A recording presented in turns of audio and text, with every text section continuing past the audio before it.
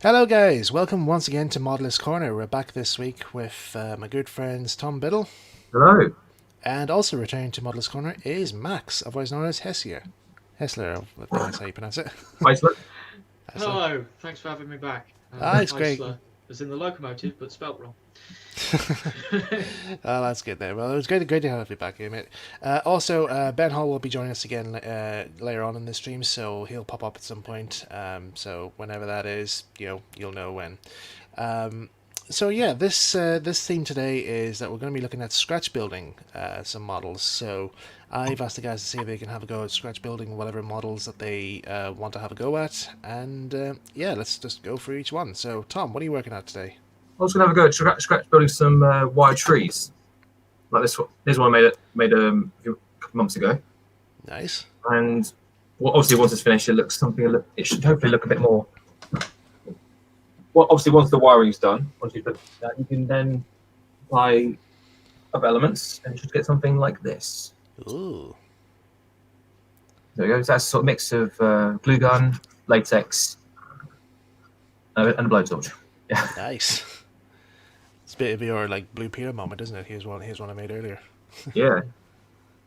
Try it yourself. I'll say. Oh, aye. And you can never have a shortage of trees. Never. And Max, what are you going to be working on tonight?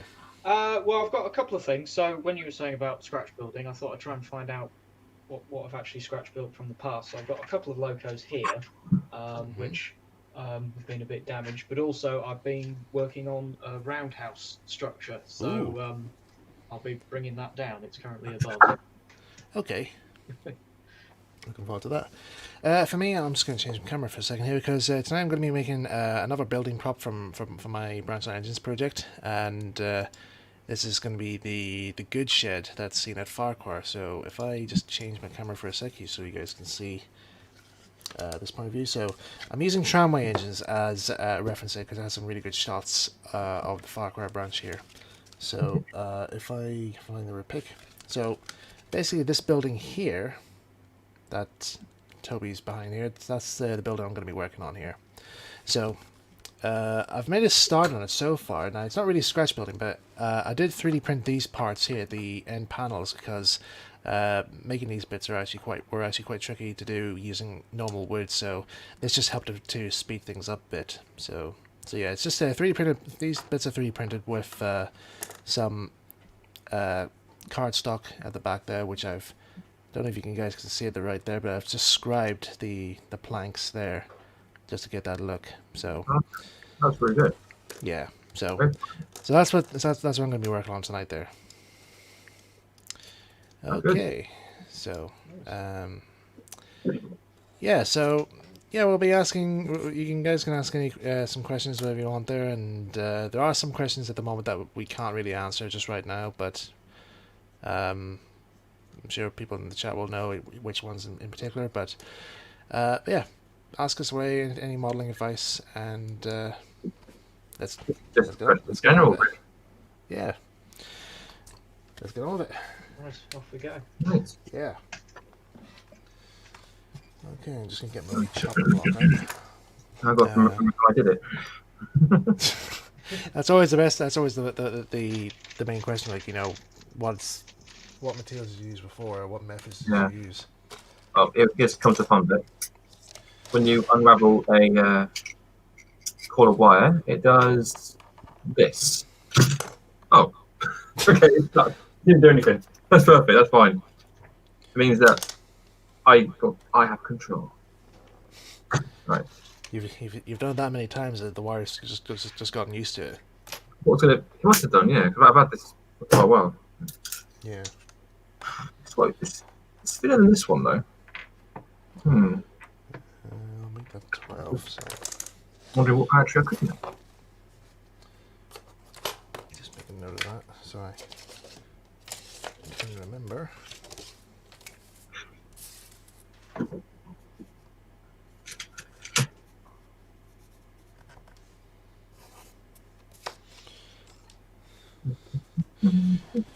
Right. This is the long process. What I've got to do is basically unravel this wire. I've got to make almost even amount, well, cut these in even amounts. Yay. Oh, sorry, I'm talking about the tree I'm doing. Alright. Tricky row gauge, they take up quite a lot of space. Yes, because you often find that trees can be quite under scale on model railways. Yeah, sometimes they're always a wee bit. I know some of them are always just like, you know, maybe a couple of centimeters too small or something. Because I think the maximum size for like trees in 00 scale is like 30 centimeters, isn't it? That's like the maximum. Possibly. To be honest, I look at mine. I feel like they're more for gauge 1 than O gauge. Hmm. When you compare, when you think of it, because you just sort of think trees are rarely as. Oh, I don't know. But then again, I did see this one tree, like an artificial tree I saw in IKEA, and to me it looked like it was probably in gauge 1 size. But it was like a proper, like, you know, interior tree decoration, like, so it looked really impressive if I'm honest. Hmm. You're kind of going to the gauge 1, well, no, sort of scale now, aren't you? So you use if you've gone. Well, me? Yeah. Oh, because you're going to because you do garden scale. But that's more into the garden, like, so. Ah, yes. What is G scale? What is G scale? Is it a? I know the answer. Oh yeah. It sort of should be 122.5, but of course, depending on which prototypes get made, it varies. Yeah. Yeah, because I mean, like people question the say, like, you know, like the Bachmann Thomas range, the Thomas large scale, Thomas G scale range. They say, oh, is that G scale? It's actually gauge 3. Well, I'd say yes, because gauge 3 is G scale standard gauge. yeah. Because G scale would be for meter gauge on 45mm track. Yeah, so like basically like the Thomas large scale stuff from Bachmann, it's actually just gauge 3 but with 45mm wheel spacing, so it's not really like narrow gauge tracks. So I've got a couple of questions here. So Lucas is asking Max, are you American or just American Model Railways? Well, you don't sound American.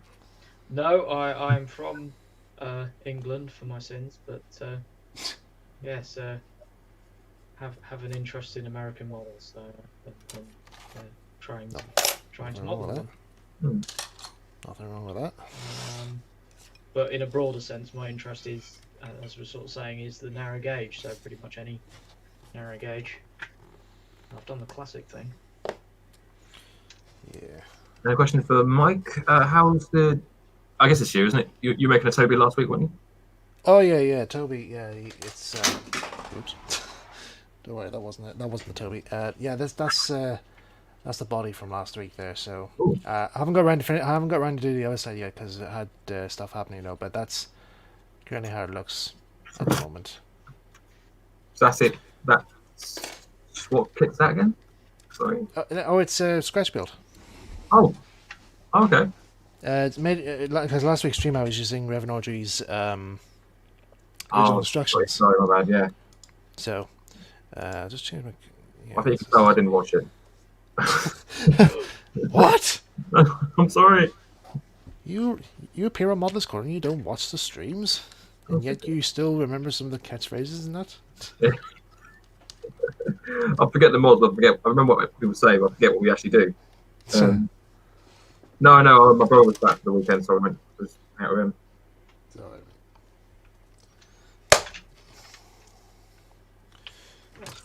Where's the bin?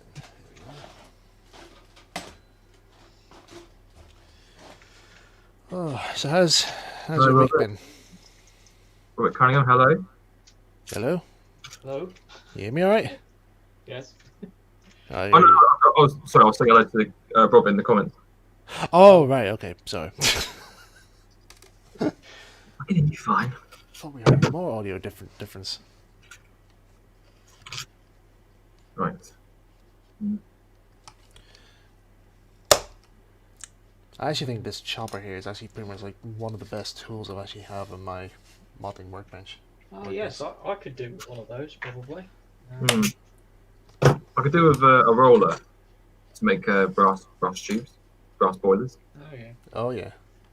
Oh That's yeah. quite good. right. Yeah, they're quite good. Oh yeah.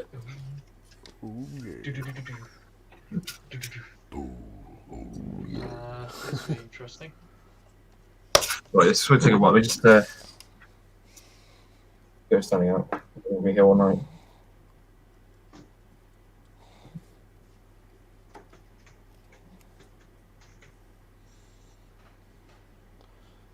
Right. Right.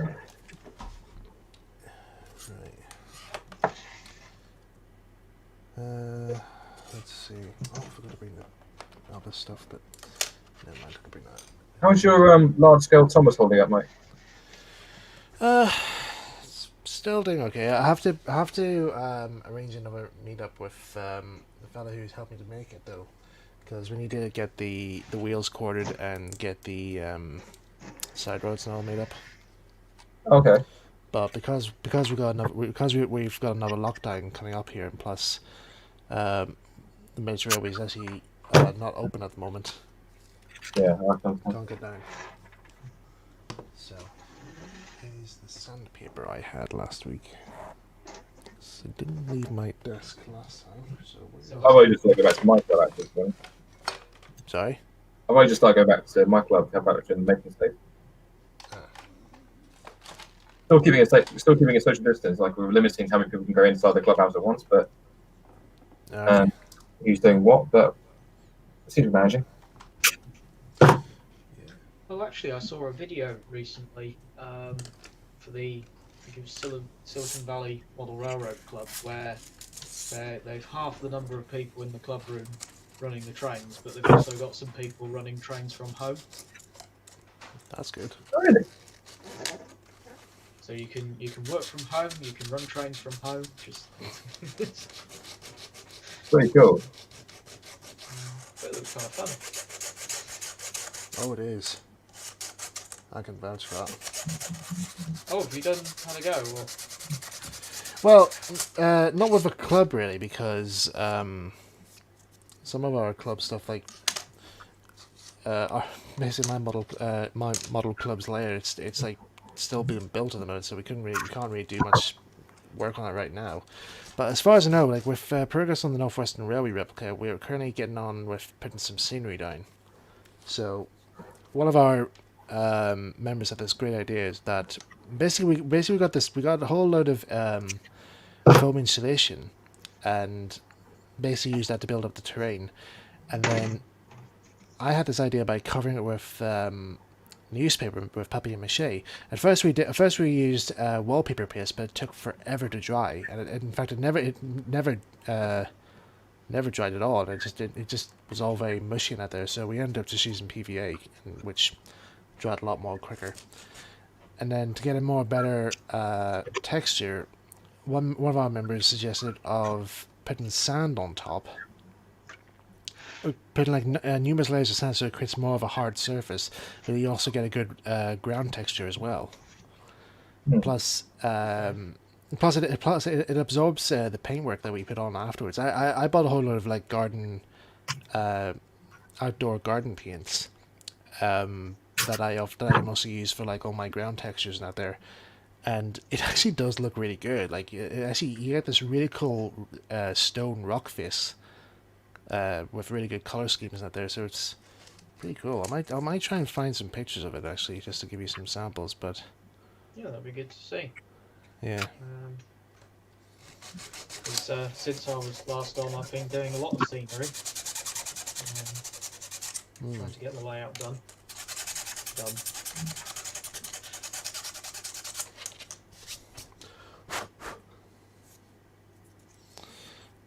Dylan May. Question to Michael: have you thought about being interviewed in an unlikely fandom when the director Brennan Cardy visits UK and Japan next year? They did ask me, and yeah, I did say yes. So it's whenever whenever they're about, like, I'll try and get things set up there. But at the moment, there, I think it's probably there might be best interviewing me come around the time maybe when Brownstone Engines is being filmed, or maybe when I have my Firecore Mark 1 layout up and running. So that'll probably be a better time. So they'll have to arrange it with me first to see when's a good time. But yeah, like I've seen many people actually somehow want me to be part of that documentary. Hmm. I actually thought it was just meant to be for like US Thomas fans. Didn't think it applied for everyone.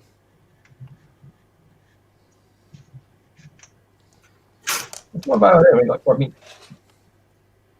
so I'm still a bit not. So what? Sorry. Go on, Tom. You can get the words out. No, it's all right. I think I answered your own question. Don't worry. All right, no worries. Um, just thinking back to what you said about the controlling the trains from home. Yeah. That's actually quite a good thing. You could call things to do on a live stream. You know, if you had a model railway or something, you could say, like, right, who wants to have a go at driving the engine? And then the people watching could like say, I want to try this one, please, and then they can control it from their own phone. I have been thinking about just that because, Oh, really? well, my layout is already DCC, and last winter I bought a computer interface, so it's all sort of hooked up to the computer. You can operate all the points and drive all the trains. Yeah. And then part of that is that it's also linked to my router, and you can control trains on the phone. That's pretty. That's incredible. A useful way to have wireless control, because model railway controllers that work on radio or something end up being quite expensive. I remember seeing there was an American model railroad club that actually had like a layout, but they actually had like plug-in controllers. So they had like a particular socket, so that if they want to reach a certain area of the layer, they just simply bring the controller with them and just plug it into a socket at the edge of the layer, and they just program from there. Yes, I mean my layout has that as well. Alright. But sort of as you're driving it, going from socket to socket. It's all down to personal preference, because I don't mind it so much, but other people get worried because they're not in control of the train for the duration that it's unplugged. So. Yeah.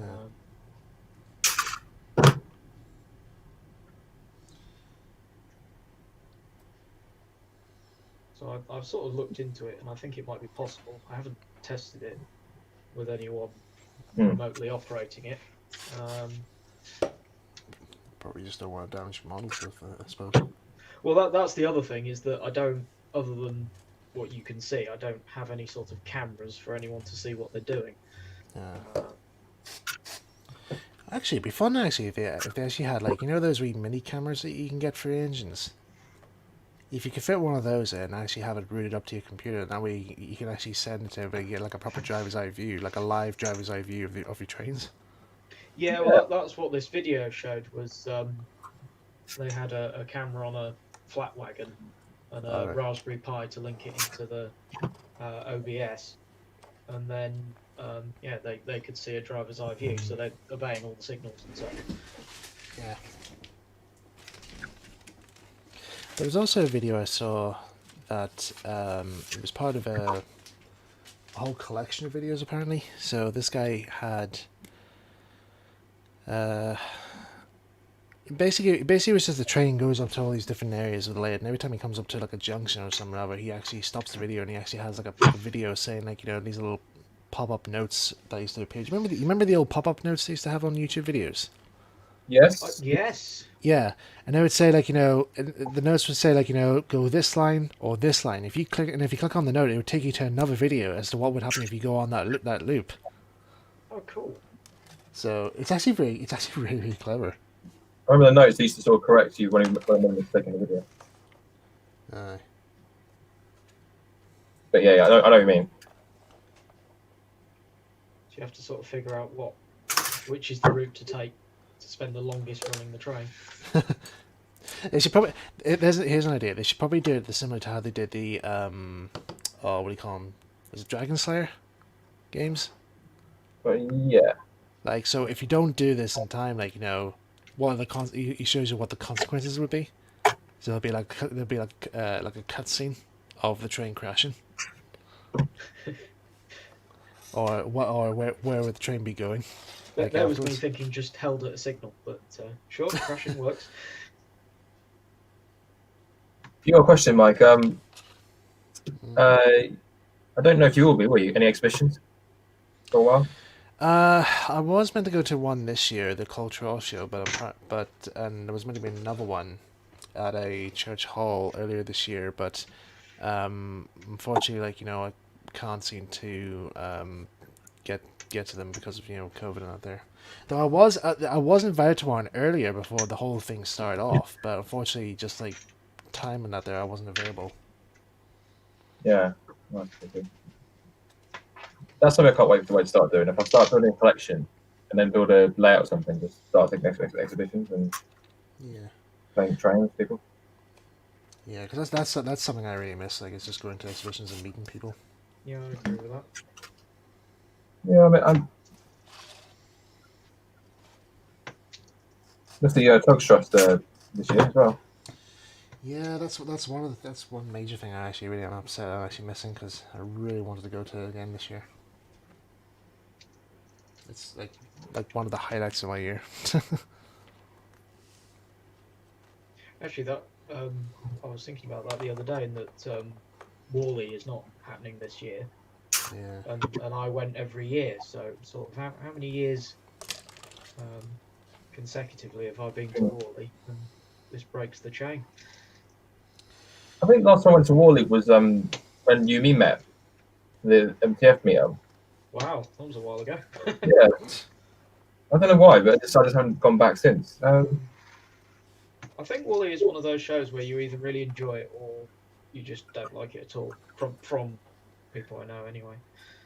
Well, to be honest, I mean, one of the reasons I kind of stopped going is because it's more. I think it's more double O oriented. If that makes sense. Or Yeah. One thing I always liked was the Continental section. All the layouts were non-UK, tended to be good high quality.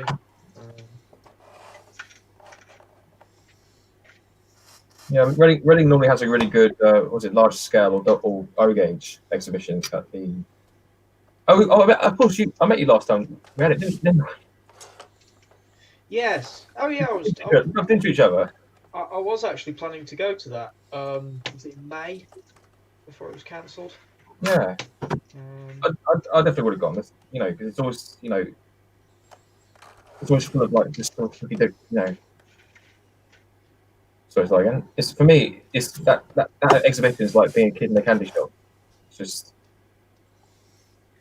So it's a rather expensive, yeah. It's expensive, unfortunately, but so worth it. Although saying that, that's the point, because most of my modelling stuff, like the siren sheet that I'm using, I buy at shows. Not even shops or mail order. So yeah, without the shows, I haven't been buying modelling materials. I've been buying the odd train or two, but. Well, I go to. Where's the book going? Well, I prefer. I love it when I go to. There's an exhibition in Roxy Mouldings instead because I can actually buy because they don't. They stopped sending out their liquid flux. I find. Oh. So I've had to go to exhibitions just to pick up. And I always stock on quite a lot. If that makes sense. So I always buy like 4 or 5 bottles. That sort of thing.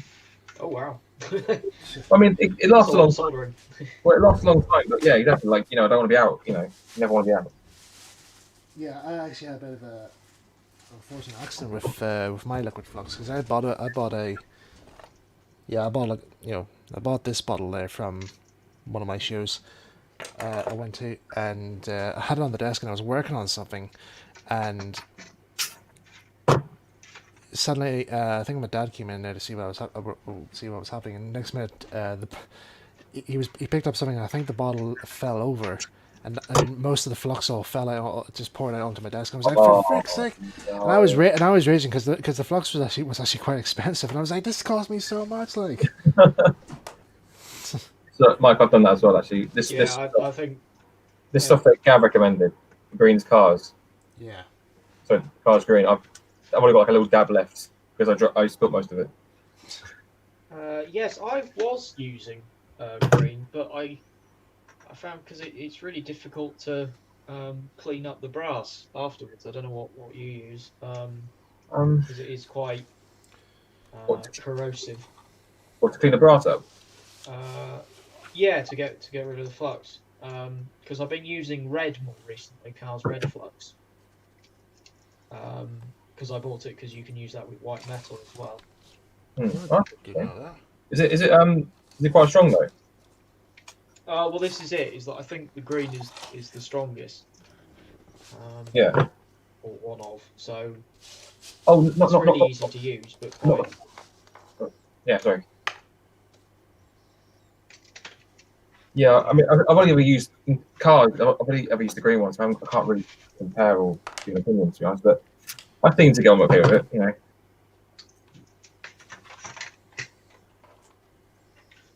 But yeah, silly me. I thought, oh, lockdown. I'll definitely get round to that pile of brass kits that I've got.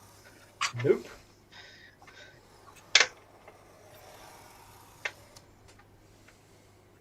I think I heard trains moving. Oh, I heard something. Oh no, it's sorry, it's Michael cutting. Better luck next time. Yeah. See, why doesn't my cutting sound like a train? Didn't know it sounded like a train. No, just get a saw and be like.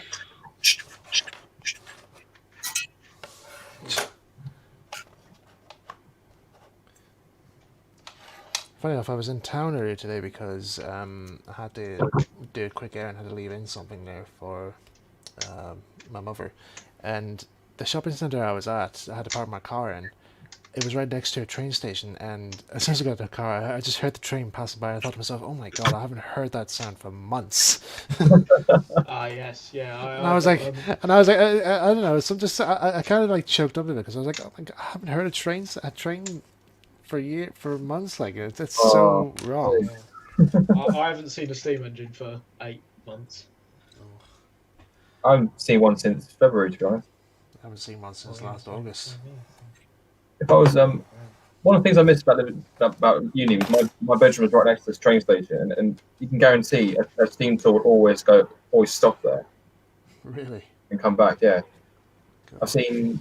I can't remember which one it was, but I saw about Britain. I saw about Edgecombe. Okay. I've seen Union South Africa. R.I.P. Quite a bit.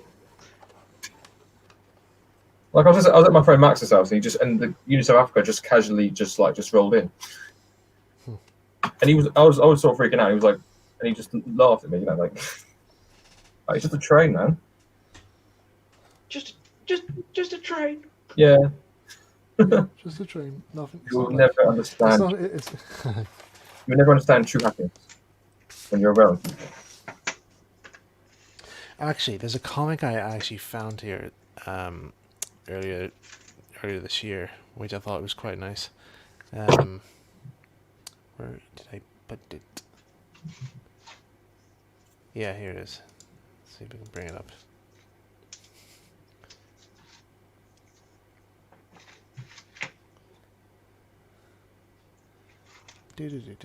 Come on, up again. Right. So I can't remember who sent this, but it was quite good. You guys in the chat may have seen this, but I came across this comic. See what you guys think. My hope, sir. I don't know. I've been thinking about starting up a little hobby, and I'm so interested in electric trains. Trains, my dear chap. Electric trains are not a hobby. They're not. They're a way of life. It's not a hobby. It's a lifestyle. It is. Yeah. I can fully agree with that. There's another one here as well. Here I found, which I actually found this one during the week actually, which is quite good. It is not a hobby. It is art. Oh yeah, that's my one. Yeah, is it? Is that a quote from Going Postal? I can't remember actually. To be honest, I just remember I can't remember the guy's name. No. There's another one there for you. Oh, I've seen that one. That's quite funny. Yeah, it's quite good. I've seen a similar one with Get Electric set with this also this teenage couple and it's like the younger brothers in the room playing with the cars, and then also the boyfriend pays for the kid to leave the room Yeah. so they can get romantic, and then it's just him playing with the cars. Right, so in terms of tree, this is what I've got so far. This is sugar. This is all the wire cut up. Now comes the really tricky bit. I have to bend it. Bend it in half.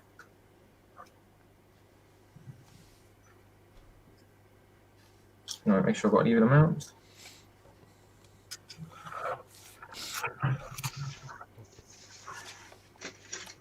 And this will make your root, your stalk, your root. Cool. Okay. Now, what I would do in normal circumstances, I will get a zip. Zip tie. Yeah, so sorry. Yeah, get a zip tie and then tie it around the bottom. No, I can't find any. So I'm gonna have to improvise a little bit.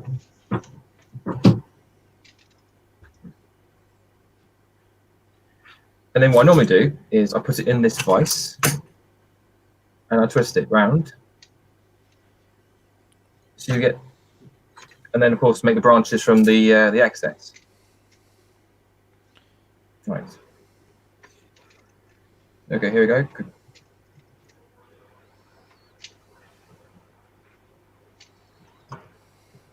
La, la, la, la, la. Oh, sorry.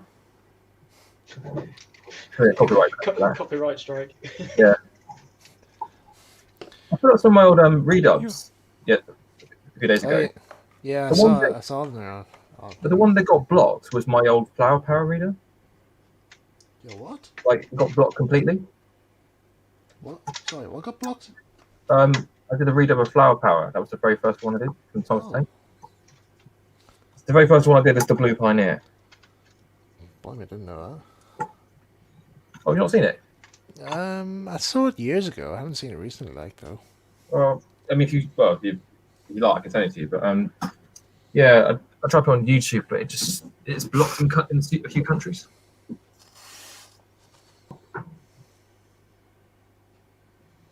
Is that the one with Davey narrating? No, that's no. This is the one. It's got Christine Green playing BBC though. Ah. It's got the one Davey did. That's Thomas and the Breakdown Train. All right. Oh, hello. We got another fellow on board. With the Black James. Here he is. Here's Ben. Hello, Hi. Ben. How you been, mate? Tired. Oh, That's no excuse. Sorry. Apologise. Yeah, better late than never.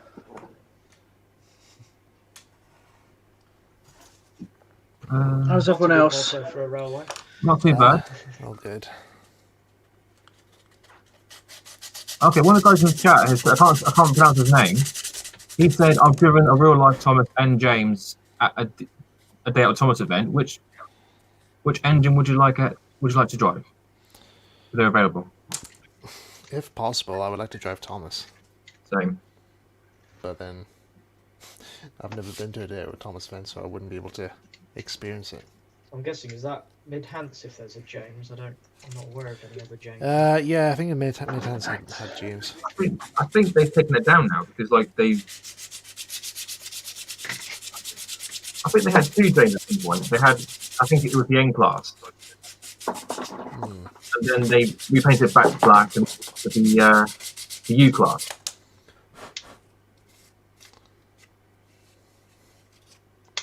Say Dan Hornby, TG. Hello, Dan. Yeah, I mean James. I think I'd go for James. To be honest, but it's just such a Thomas is. There's loads of them about, but James, that was just first time I saw it. I just loved it. Yeah. But was a bit weird having the outside cylinders, but hey, still. Hey, why complain? Why complain indeed? When you went to some of those, did they ever bother you that they weren't as accurate as they were to the TV models? Or I never really bothered really, to be honest. yeah, As long as I could see it, as long as I got a chance to see a real life Thomas, I thought, yeah, that's quite good. well, I just think growing up, if you were, well, actually no, but for me, I didn't really care. I thought it was just interesting to see him in a different format.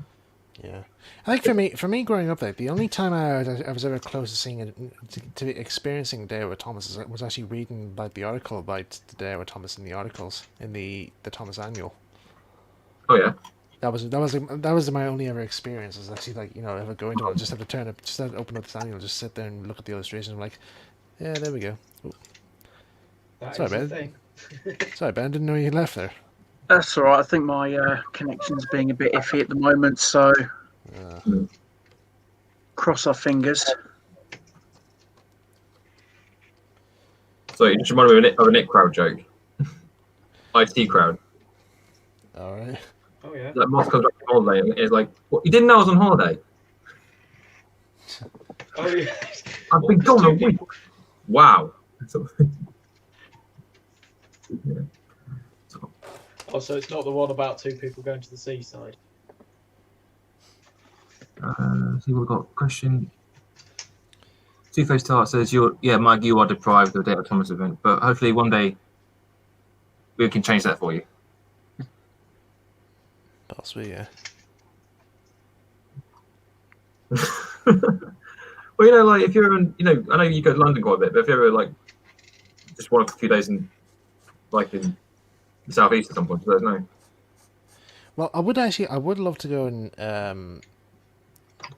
I would like to go to the Nene Valley Railway to see No, I know it's the in Thomas there. there. The I've Thomas never been to there. that one, actually. I went last year. I'd never been before that. Hmm. Right, this is quite tricky. I'm This not- is also this technique I'm doing is also quite an easy way to get scratched as well. That's why it's called Scratch Build. Yeah. Hey. What means like because you've got these little bits at the end, Yeah. and they kind of like get there. Obviously. A question for me. Dan, how is Thomas and Clover coming along? What engine stock are you considering doing next? Thomas's chassis is pretty much finished. Way. I just need to get a new motor. And then I can start wiring properly, and then I can finish the rest of it. What happened to the first motor? You don't want to know. I've got it here actually. No, We don't talk about the first motor.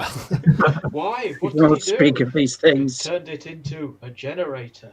Where do you think the motor for my windmill came from? he stole it.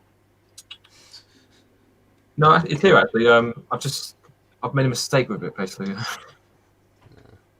Well, basically, the bits of copper that stick out, so you can solder the wire to it. Ah yes. All the contacts, yeah. Yeah, well, unfortunately, I've kind of somehow I've cut them too short, or soldered it too close to the motor, so there's no excess. So it basically, and also every time I solder the wire onto it, it just comes off. Right. So I might need to get another one just to make it easier, really. Okay. Because my big fear is that if I it's not, I found it a few times when I've wired the whole thing together, the wires just keep coming off. So essentially, what I'm actually doing is I'm soldering solder on solder, which Yeah. still works, but it's not as strong. I think.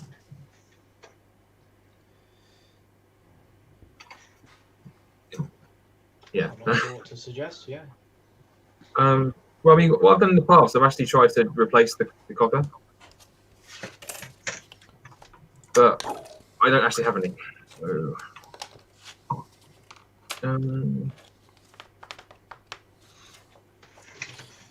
Hey Tom, is that a random question? Is that a Maplin Vice you've got? I think Hang on, sorry. One of those sort of suction desk ones.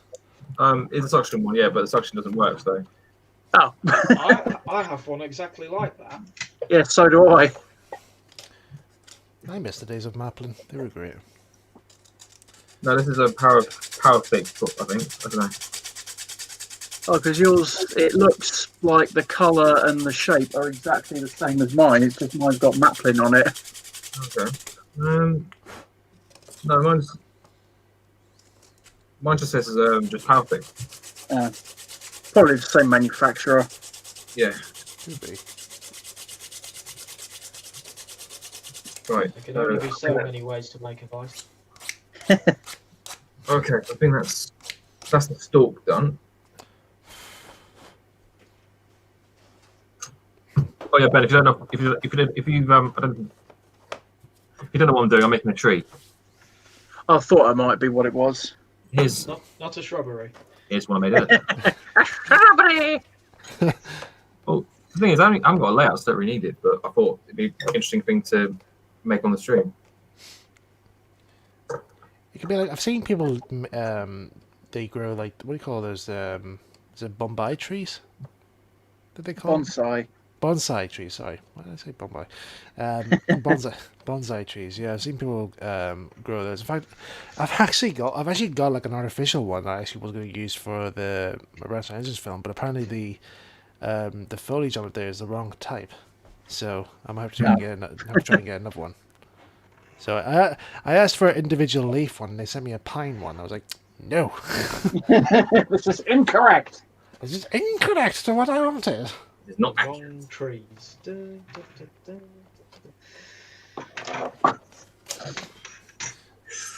right. Here we go. Branches. I don't know if you'll be able to see that properly. Yep, I see it. No, it's a bit difficult. But here we go. This is where you get poked in the eye. So I might as well some gold. So why you have the eye patch? Yeah. It's not for Halloween. It's It's actually functional. What happened to the eye? Well, I was making a tree. yeah. There's a comic I saw somewhere where it actually had like a guy appear. You know the web series Edgeworld. Oh yeah. Yeah, basically there's a comic I saw online where the character of Tom is stopped by a little girl on the street. And she asks him, says like, Tom, why is he you've got no eyes? And Tom just goes like, well, little girl. And the Greek caption says like 10 minutes later, this time the little girl has no eyes, and Tom just stands there looking, just smiling, and she's like, oh. Oh. That's all. Got your eyes. Got your nose, got your wallet, no. Look out, he's got a nose. You gotta help me, man. My tie is evil. He's trying to kill me.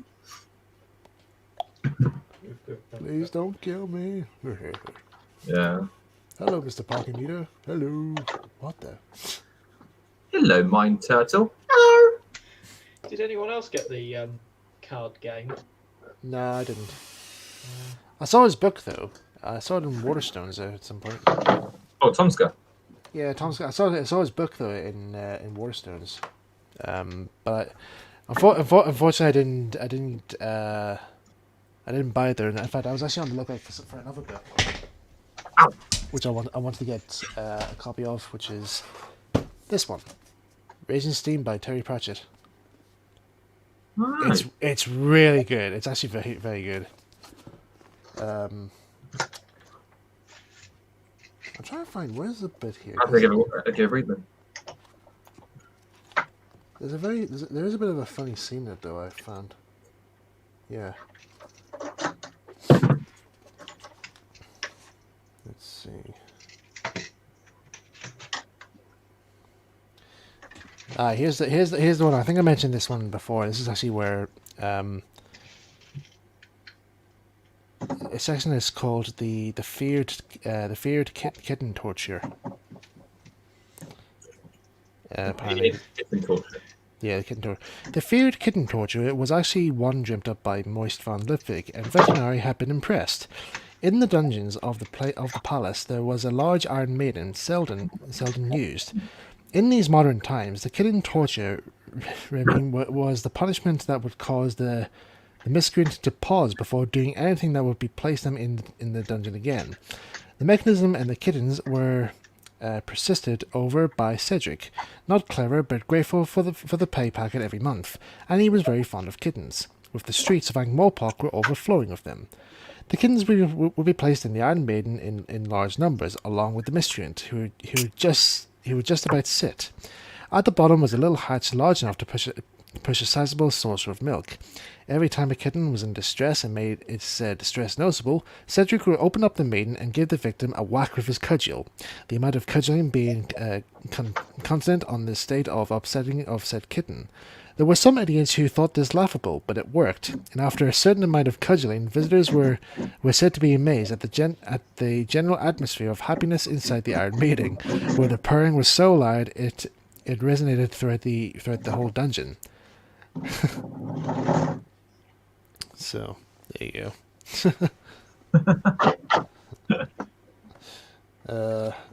There's a scene as well here where like a villain, like an assassin character gets killed, and Not very good at his job then.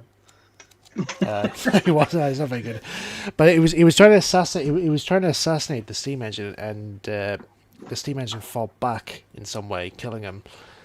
But the assassin didn't know that he had died until death appears, and just says, "Yeah, just let you know you're dead." And he's like, "Oh, okay." Oh. So, do you want to get a photo?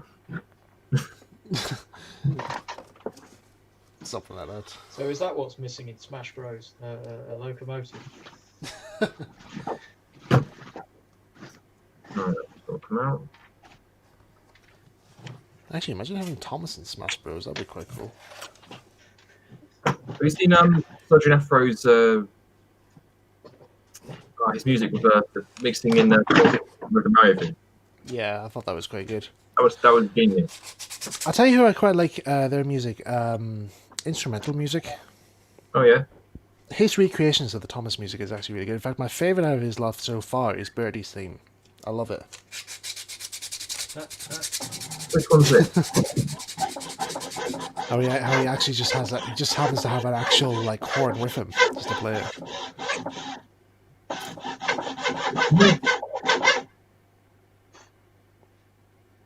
Ben, Yes. well, I finished. Someone practicing No. their scratching. I'm God. sorry. Do you have a problem? Yeah, I keep scratching. This is scratching. This is scratching. Hang on. The comment says here, but there's a bit of a theme going on here tonight. Michael mentions branchline edges, and Tom is branching out into making trees. All the while, Michael is rubbing his wood with sandpaper. Sorry, could not resist. Ha. I love that. That was funny. Honestly, people. Wood. So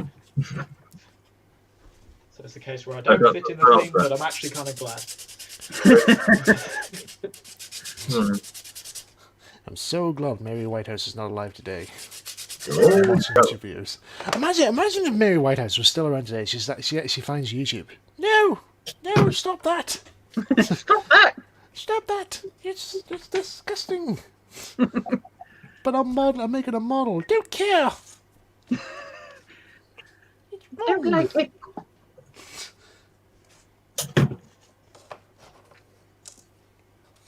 Well, if this is if sawing is going to be a bit noisy, I'm just going to mute for a minute.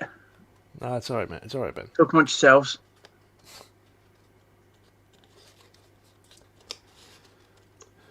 Right. So, so what I've done here now, I've actually reinforced the walls here with some heavy-duty cardstock, the same stuff I used for the inside parts of the planking here. Now, normally I would actually score out the planks for this here, but I'm actually going to be using some online printable wood planking texture that I printed off from a website here called 3DK Models. So these are just like individual like planks of wood. So I'm going to use that there for the planking for this here. It might not look right though, but it helps speed things up here. But I will show you a really clever trick which I'm going to use for the roof. So yeah, but I'll do that in a wee sec here. I'm just going to be back in a wee sec here. Just 1 wee sec.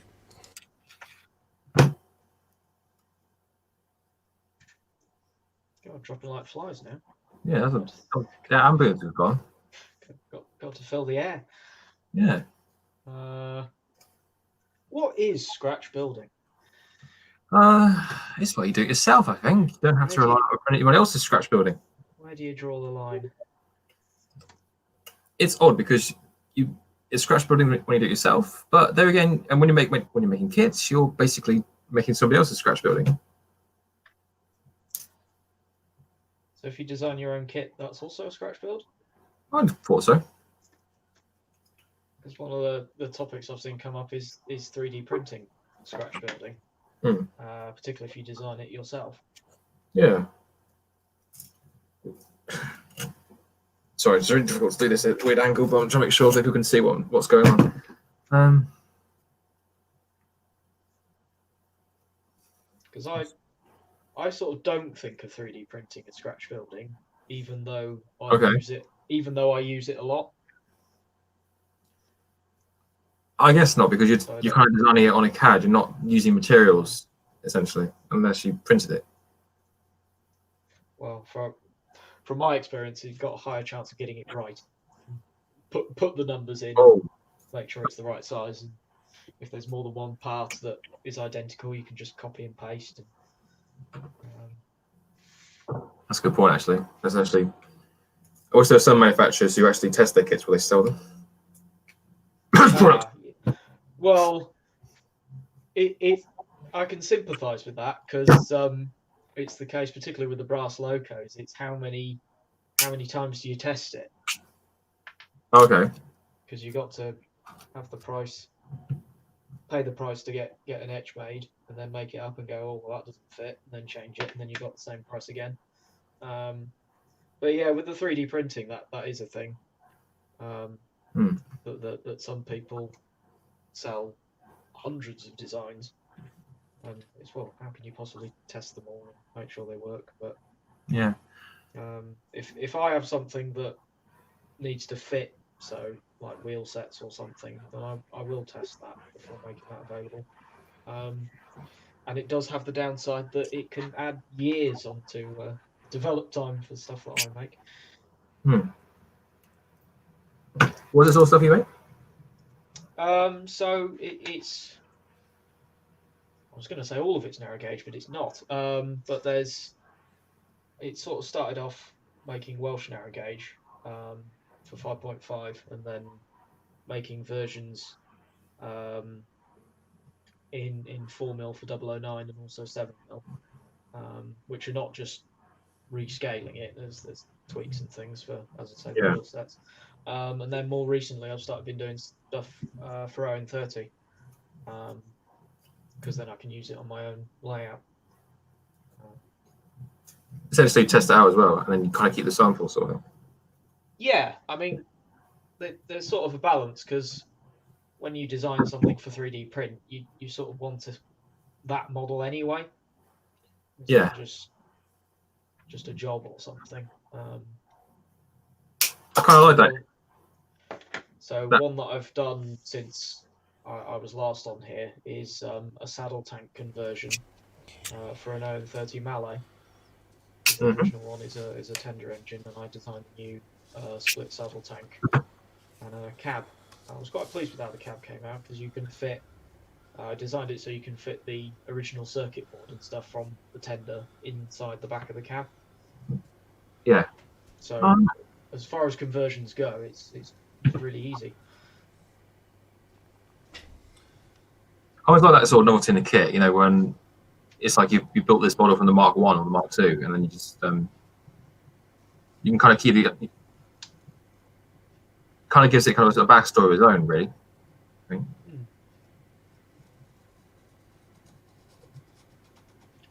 yeah, I've been working on a few things and starting to wonder about the future because, of course, any items made by Shapeways come from the Netherlands at the moment. Go for what, sorry? Well, by buying items from Shapeways, they're not made in the UK. They're made in the Netherlands and then shipped across. Oh, yeah. Yeah. So, of course, some big events that maybe we shouldn't talk about too much might change all that, Oh, okay. or at least make it expensive or delays and things. So I don't really know what the future is for. What's the chat saying? Well, I remember I bought a couple of faces of from my Thomas for a pack of, I think, 5 or 6. I got my Shapeways. It cost about 100 and something pounds. Wow, that's quite Yeah. Well, I don't know how much most people sort of, I don't know how much people who do modelling gauge want to pay for theirs, but well, it came out fine. It was just felt a bit like, ooh, that much on just the bases. So friends who sometimes, I don't really talk about my modelling outside of my regular friendship group. If that makes sense. So Yeah. when they see, I was showing a picture of the wheel balancing weights on that Knuckles made for me, and when I saw how much they cost to make them, he was just like, "What? Just those little bits." I'm like, "Yeah, it's an expensive hobby, but it gives me pleasure." So I've got a couple of views in the chat. Scratch Building is making anything out of anything that is suitable for its purpose, like a model locomotive shed out of cereal packets. 3D printing the Scratch Building as it's your own unique creation. Okay. Yeah, so using things that weren't intended for model railways necessarily, or just something unique. Another one, I think, CAD's more making something custom, not quite scratch. Is it made from various materials? Yeah, because one example I've seen of is Scratch building things out of brass. So you could have a brass locomotive that is seen as Scratch built when it could be covered in brass castings that you can just buy. Quite expensive though, but it's sort of, is that still a Scratch build? Have you got to build all the boiler fittings and things yourself, or is that just That's a long way round when shortcuts are available? Well, you can get milling machines and you can make your own chimneys. Domes, I'm not so sure about, but no, I'm pretty sure you can. Yeah, I've done some 3D printed funnel designs. That's one of the things I've offered is various different sort of spark arresters for own 30 locomotives.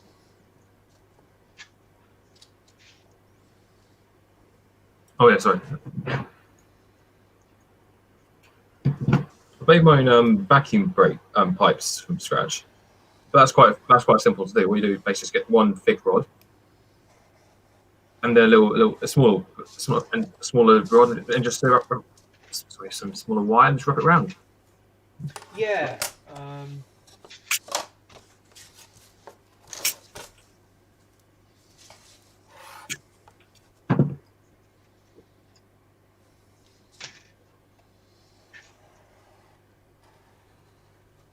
So I don't know if that method is good for all scales. Would it still work in 4mm, you say?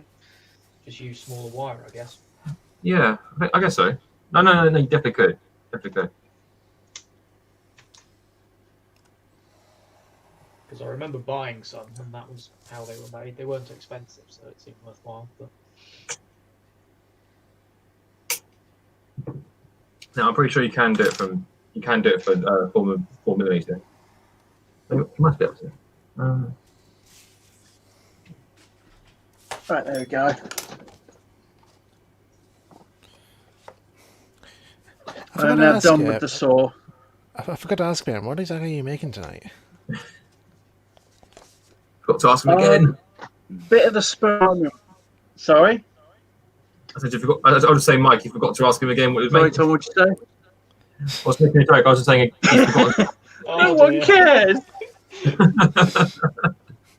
No one cares what I do. Sorry, man. Oh dear. But seriously, man, what are you working on? What are you shooting this? No one But cares. seriously, what are you making? No one cares now. Um, Cares now.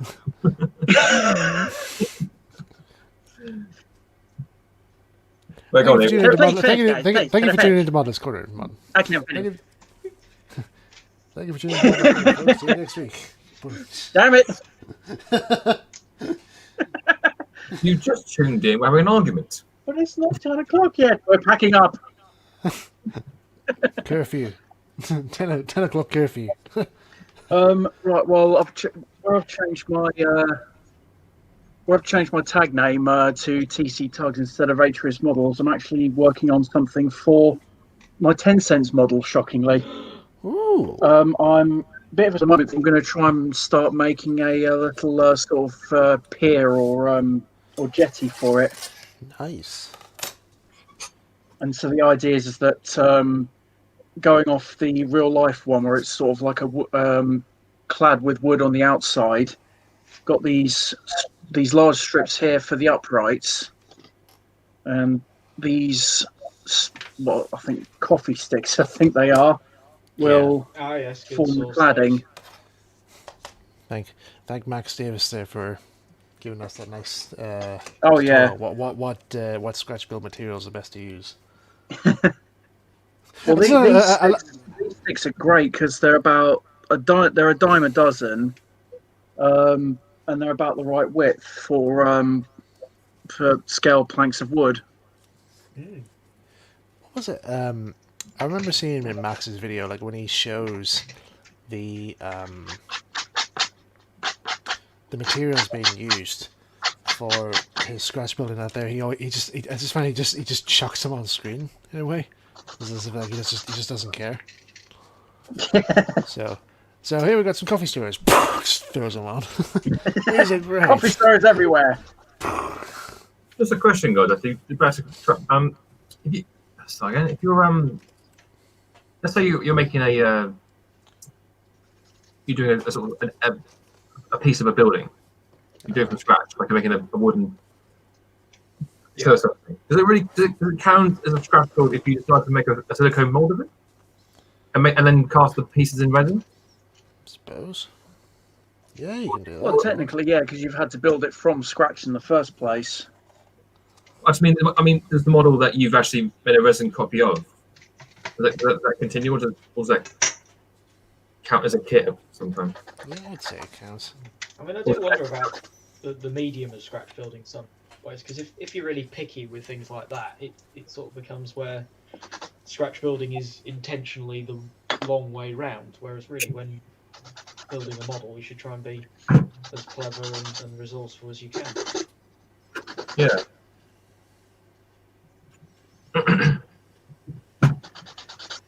Yeah, I mean, because making the mold of something that you've built, that's just to help sort of speed up the process, and also it means you're less likely to have discrepancies if with more than one of the same thing. That's true, actually. Yeah, that is a good point. But I was thinking more in the case of I think I always have this concept of the scratch builder that it's just making the best of what you've got. So it could be you might have to go ahead and use cardboard. You might have to use like just bits of wood, that kind of thing. Just any scraps that are lying around. Yeah, so it's the case where if making a resin copy means that someone somewhere doesn't see it as a scratch build, I'd still think it's worthwhile. I was reading this article about I think the very early test models for Walton Gromit before he made a Grande Out. A lot of the materials, a lot of the armatures had to be made from scratch, like just from bits that are lying around, not anything professional. That makes sense. Where'd you hear that from?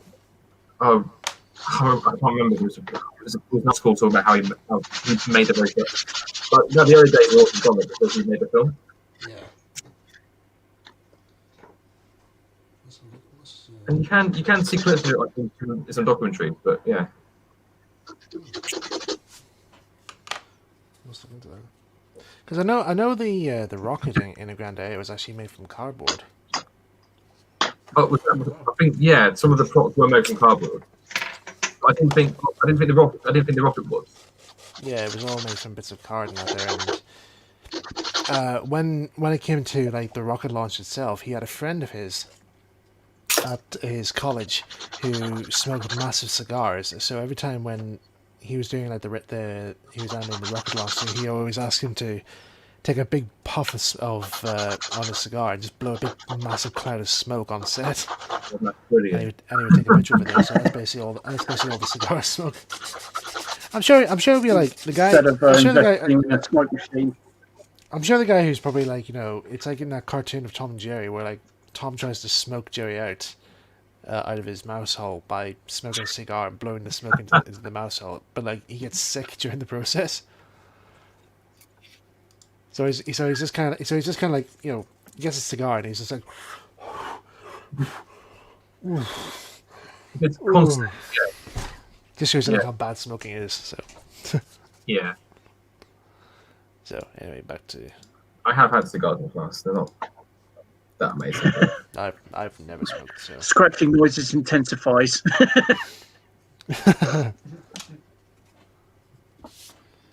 Right. Let me try and get the other one of my important tools for this. But I can get that later on. We've been good, GWR modeler. How are you?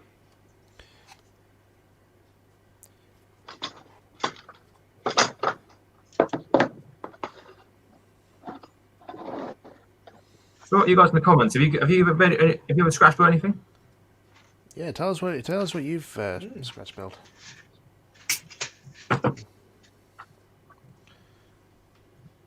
always thought if I was to do a scratch build, I'd probably either go for the E1X or the E2X. I don't think there's such thing as an E2X.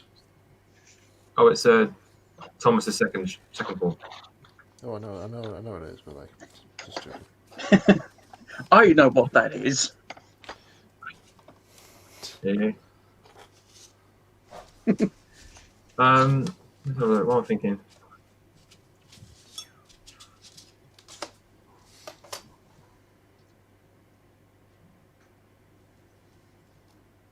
Nothing that always worries me a little bit about scratch building is actually trying to trust your measurements. But I've had to remake some pieces for my Thomas. I've had to make a few of the brake guards and the tops of the tanks. Rebuild his bunker a little bit, yeah.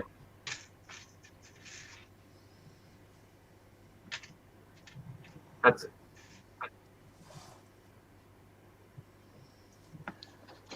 Okay, so I find scratch building often just involves a lot of measuring. Yeah. You know what's really depressing about this right now? I've just done the bottom bit, but I've still got all this to the top to do. That's the fun. You can't see the tree for the wood. Yeah. There's more wood than tree.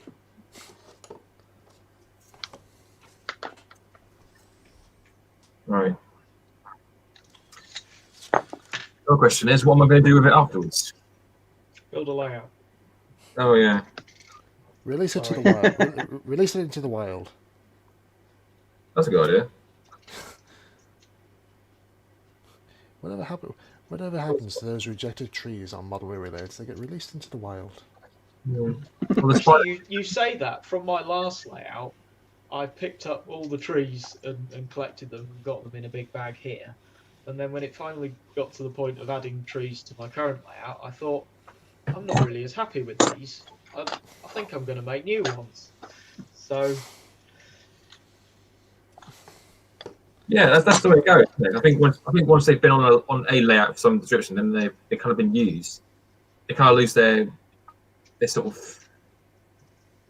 because the ones I had used were the Woodland Scenics plastic armature types. Oh my. So for O scale, they're quite small. for a start. Well, I was saying that, I think I've still got one of my new layout.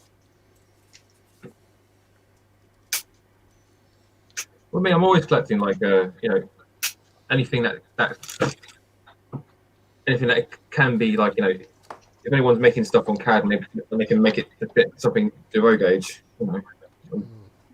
always never say never. Well, yeah, that's part of what the stuff I've done was making it in 5.5mm scale. And I was saying, oh, can you rescale it to this, to this? And it can be a bit more involved than just a one-piece operation, but it can be worthwhile.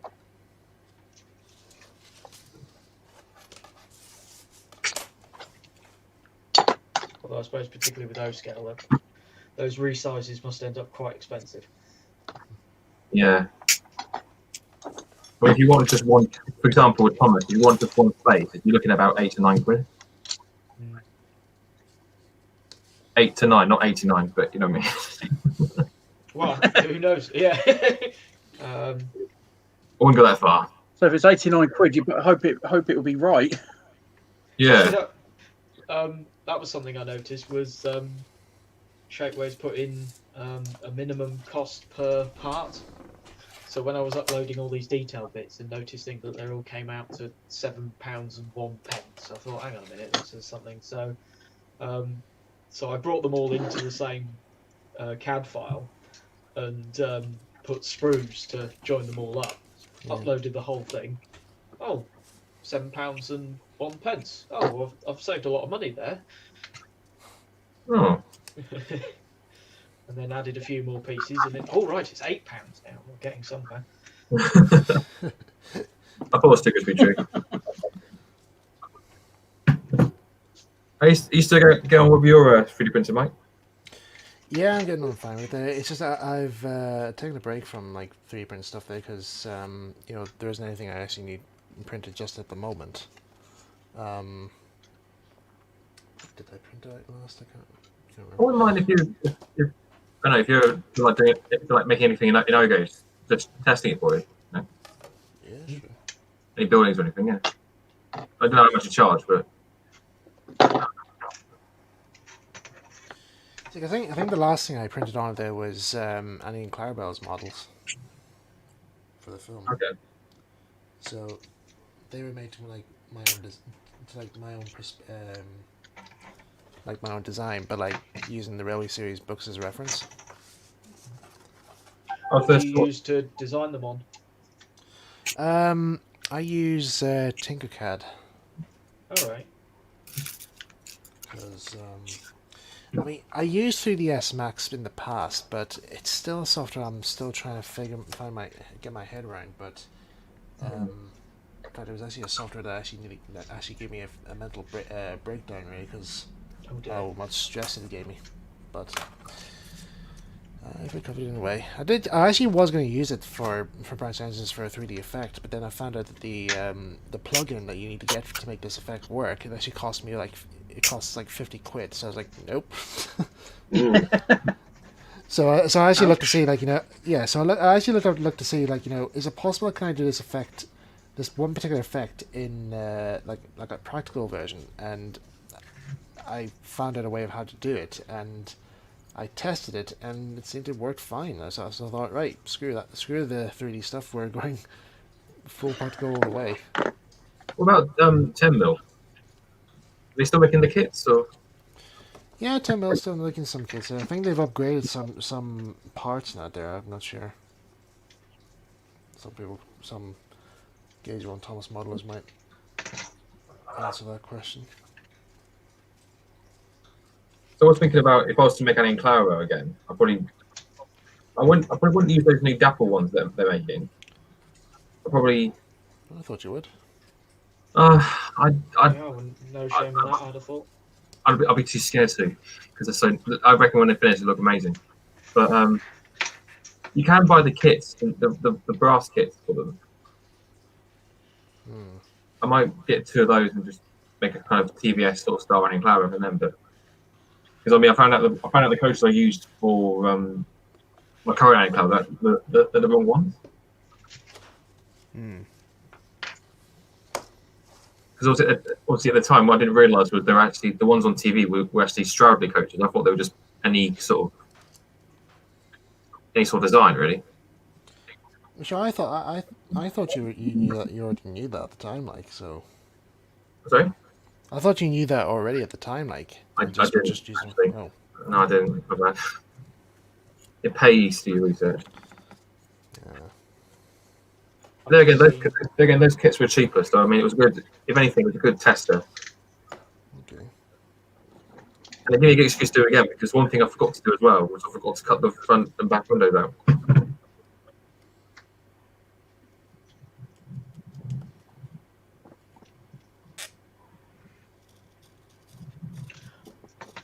I've just seen Cymru Boat Guy saying about scratch building narrow gauge engines on Hornby 040 chassis. That's basically what this is from a while ago. Yeah, I saw that. It looked really good. Because you reminded me of it, Tom, because we were talking about those Hornby chassis, and this was where one of them ended up, so to speak. Yeah, because we went to Worley like a couple of years ago, and I think the Hornby collected model was on sale or something. Yeah. And you kind of bought that.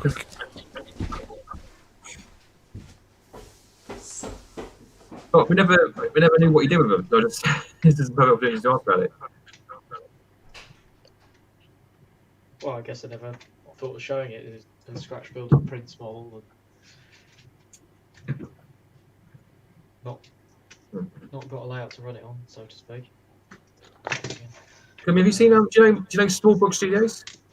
Yeah. Well, that's what I got was a couple of their engines, the side tank. Yeah. I mean, I love the stuff they do because a lot of it is how to convert the Hornby, like for example, on the Percy or the Bertha and Ben sort of thing. And actually, that's something more recently because I've saying the model in 5.5mm scale. They did a conversion kit for the Bill or Ben. Yeah. To make it into a packet. Mm-hmm. So I sort of looked at it and in my madness I thought, well, because the Bartman Bill or Ben basis doesn't quite look like a real locomotive, sort of where the firebox and things. So not really, no. I did some extensive modifications. So it was moving the whole chassis forwards but keeping the cylinders in the same place. Yeah. I can go get it actually. It's not. Ooh. Be quite nearby. I'll do that.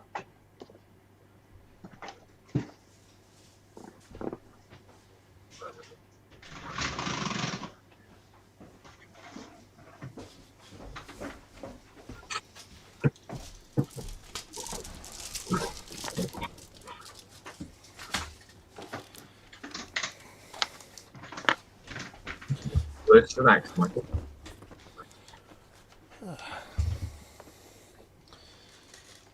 While I'm just doing this, I'm nearly finished.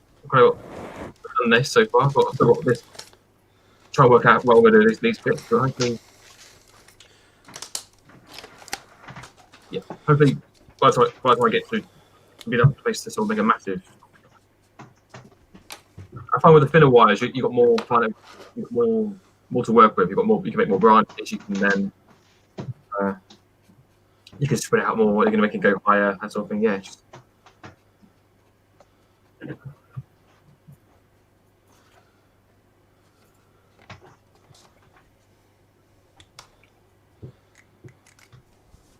Right. It's finished.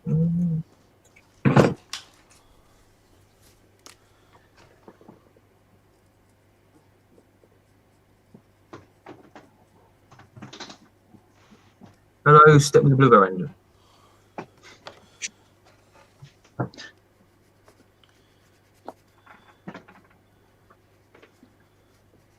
Oh, that's really nice. Oh yeah. And that's the Backman one, is it? Wow. Yeah, so it wasn't in the box that I thought it was. It took a little longer, but yeah. So we've got the chassis, and then the cylinders were originally on these spigots. Yeah. So the first bit was removing the whole eye mechanism, cutting down here, I think. And then, yeah, because as I say, working about, because where it would originally sat, the rear set of wheels would have been sort of through the firebox. Yeah. So moving the whole lot forward, and then actually using the axles for the eye gears as pins to relocate the cylinders further back. So one of the things I've got to do is sort of infill the space from the front. Yeah, and then you've got the original saddle tank. You get rid of the original cab. And then the kit is actually designed so you replace the dome and the water filler like for like, but looking at pictures of real Packet engines, they sort of sing in different places. So I just put this plastic card wrapper, 10 thou I think, just over the whole top. Yeah. And then other details like sort of smoothing off the buffer beams and this little, I don't know what you call that, sort of wing feature on the front. But the wing feature, what the front? Yeah. The tank shoulder. It's called. The saddle? Okay. Well, because it doesn't serve any practical purpose. It's just an ornate. You seem to find them on some packets. But I sort of looked at prototype photos of iron stand locomotives because this would be a 3-foot gauge engine in 5.5 scale. But yeah, runs quite nicely. It's very nice. What are you going to paint? How are you going to paint it? I was thinking some sort of light green colour and then weather the heck out of it. Yeah. But again, because you're doing an American style layout, so where would you run? How would you? Yes, well, I model various different things. So I was thinking maybe a small layout or something with ironstone because I've also got some 5.5mm scale 9mm gauge stuff for 18. So I have a Hunslet well tank that I designed and 3D printed. Okay. I've actually finished that, so maybe I should be showing that off, but it's not as much scratch build as this. See, one sec. Let's have a look at it. Right. Oh, how am I going to do this bit? That off. This is all the excess. Use it for branches. Yeah. Or twigs. One thing I'm always struggling with is trying to make, trying to get really decent, accurate looking leaves. As in, like, little tiny branches that stick on the tree, on the branches. Sorry, again. The little twigs that stick on the branches so that you can actually put the leaves on. Why'd you get, hang on a sec. Because one thing I noticed, they sprout one way and they keep sprouting out. That's all. Why don't you not buy one of these from IKEA? Then paint them up. Oh, right. Oh, I think I've got some of that stuff. Yeah, that's what I've actually used for my other trees, but I don't know. I feel like Wrong it's a kind of bit of leaves. it's kind of it's a bit labor intensive, kind of having to paint almost all the identical twigs and branches. Well, so can you not just like spray them in a way, like just spray different shades out there? Probably could. Because one thing I was thinking of doing was just spraying them all brown and then just lightly just painting the individual leaves in the sort of green. Because I've got some of the shrub here actually. Like that's a bit that fell off.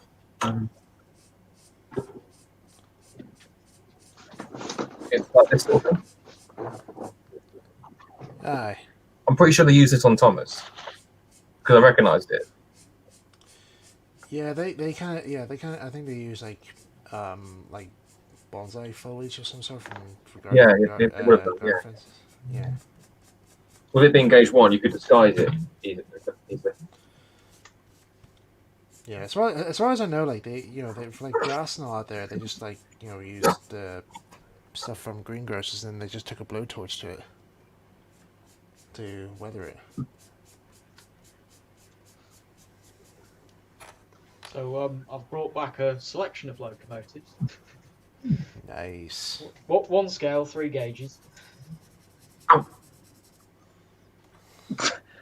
Sorry. Just stabbed myself again. Oh, I thought you were reacting to the 3 gauges. Me too. One scale, 3 gauges. Ow. These trains are small. But these over there are far away. Small. Far away. Ah, you lost me, dude. Oh, bugger.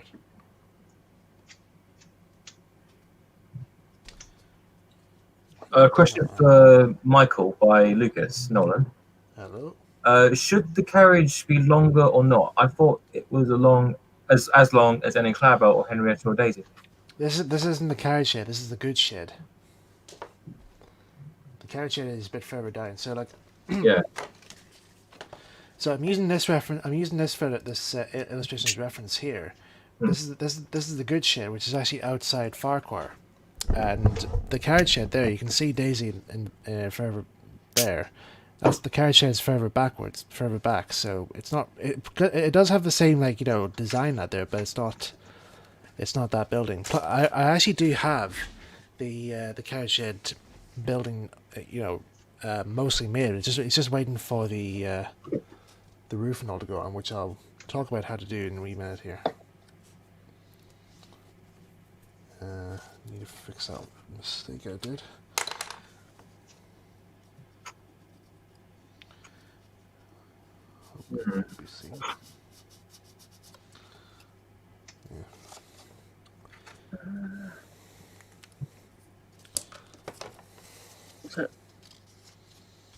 From Boat Guy, once you have a cup of tea, save the tea bags, split them open, spread out on a baking tray, put in the oven for 45 minutes or until dry, and sprinkle them as dead leaves or mix with paint.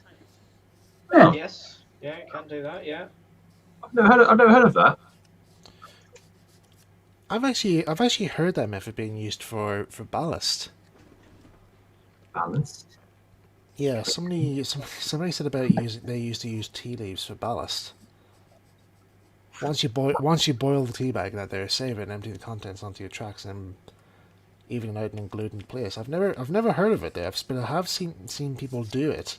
I might have to try that. So put it in oven at 180 for 45 minutes. Okay. I'll make a note of that. It's probably maybe to dehydrate the leaves in a way. Yeah, otherwise your track might start smelling of tea. Yeah. Well, considering it depends on what tea you're using, like so. I was considering using cat there before. We call this layer Tetley sidings. Well, actually amazing. Actually, There that's was a a good name. That's a good name for a model railway. Tetley sidings. Name the engines after the Tetley tea folk. There was a Tetley's Mills. Yes. There was, yeah. Which was dismantled and was due to be rebuilt, but unfortunately the builder died. Yeah, I remember. That's very unfortunate. Like, Yeah. so.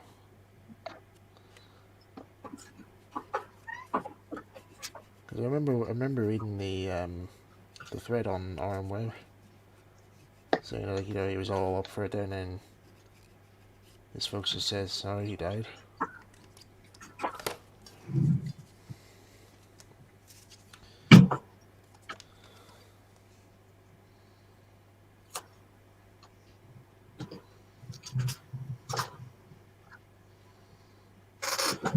I don't really know how to follow that, to be honest.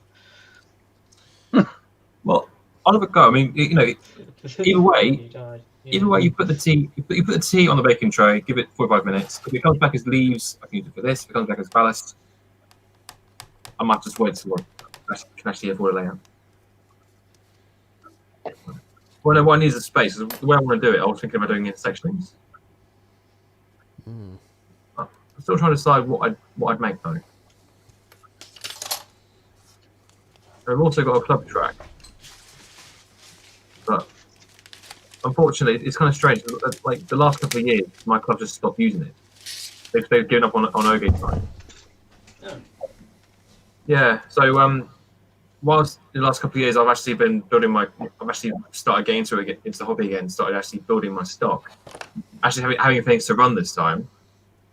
They stopped doing the OG server nights, and they stopped doing exhibitions. Strange thing. That's one of the reasons I started doing. It's actually one of the reasons I built Thomas for, so that insane children and the fans, Yeah. the older fans as well.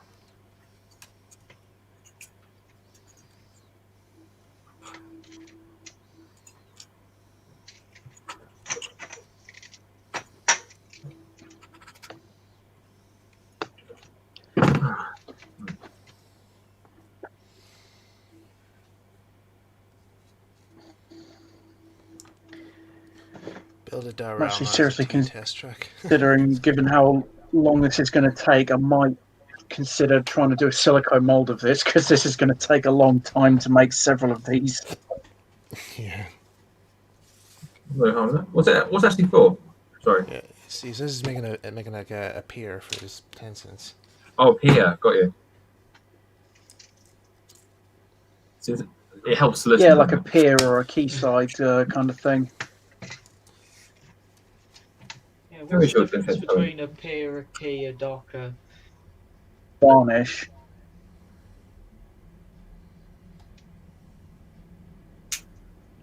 Do you still have the measurements for the tug models and things, Ben?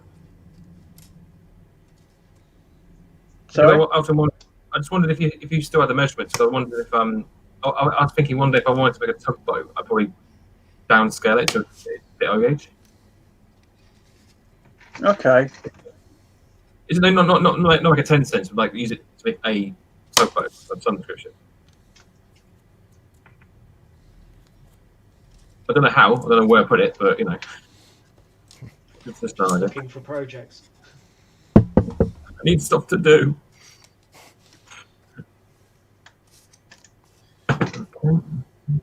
Yeah, I'd have thought you're definitely doing modelling wrong if you've run out of things to do. Yeah. Far too productive. The idea is that I think what was it? The amount of kits you buy has to outlive you. Is that right? I think Yeah, so. So you buy more kits than you could possibly expect to make in a lifetime.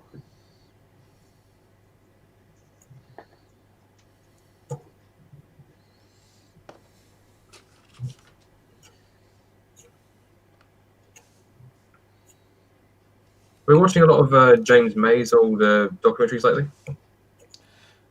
I was watching his Drive Tribe video where he was showing you how to make a crisp sandwich and a chip sandwich and comparing which is better. Okay. I've seen that. Like that's been recommended to me a few times. You think, what's the height?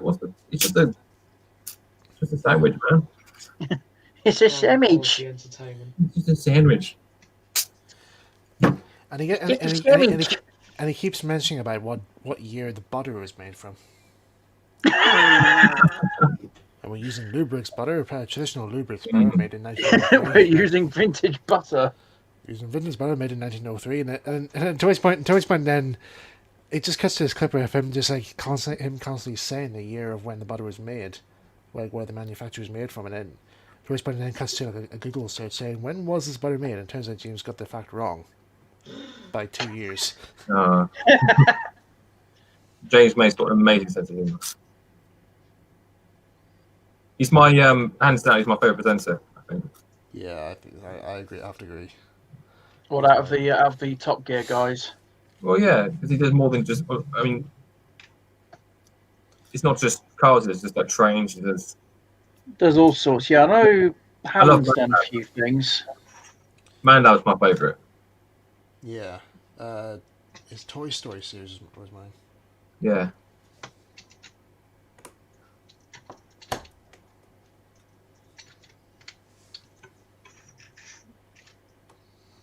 I mean, I remember seeing the Hornby episode he did on Christmas Day, and that was like one of the saddest moments on Christmas Day ever. Really? Yeah, because on the episode, like he didn't get the trains all burnt out when they reached Barnstable Station. Well, no, not Barnstable Station. They got as far as Instow before the last one died. Oh yeah, yeah. But they went. Have you seen the follow-up one where they went back into the end? Yeah, that was very good. That was. I'm still amazed. Like they managed to lay all that track, and then no one like thought to like nick it. You know. Well, the first time around, like they had issues. Like they had people stealing it. They had like putting pennies on the tracks and shorting the batteries not there. But the second time round, they actually did have like proper guard people and policemen all guarding the track and make sure everything was all secured. Yeah. And for like the battery systems, it was all like a relay system, so people had their own battery packs with them. Yeah. So That makes more sense, I think. Yeah, because I was just thinking, it's a lovely place, but I don't know how well you can. There's going to be some people who realise actually how expensive those Pico tracks are, and they actually sell it. Hornby, not Pico. Or the Hornby? Oh, sorry. Get it right. Hornby made yard lengths of flex track. All right, flex track. Great, my bad. Yeah, but the Hornby flex track is just rubbish. Which James actually proves in the episode. He just says like it's too fragile, it's too delicate, it just breaks so easily. Which is I think this is something that Hornby should actually learn from. Like saying like our track is too fragile to even use. Like no wonder it doesn't. No wonder it doesn't survive after being purchased at the shops. Like you just pick it up and you're about to take it to the checkouts and it just disintegrates in front of you. Yeah. Have you seen Trouble in Model Britain? Yes. You seen the one where there's the race to try and get their terrier out, Yeah. and they're class 66. Now I just wondered, what do you guys think? Because there's kind of a debate about who did it first. Well, there's that, but it's like it felt almost like the guy from Rails of Sheffield in Sheffield.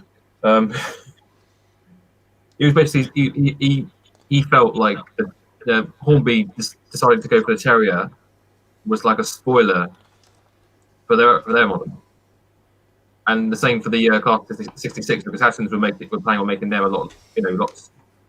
Yeah, because Curler was saying it was part of their range, and it was, well, not really, because wasn't the Terrier, is it Airfix Origins, or? Yeah. And the 66 is obviously Lima. It wasn't the class, no, so the Terrier, wasn't that Dapple? Yeah. Yeah, what? Yeah, I'm very sure the Terrier was Dapple because the Pug was as well, and the 14XX. I think the 14XX was Airfix. Well, that's what I'm getting mixed up with. One of them was Airfix, because you don't really think of model trains with Airfix. Wasn't the J94, was it, the Austerity? Yeah, that could be it. Because I've got an old. I know the auto coach. I know the auto coach was from Airfix as well. Mm.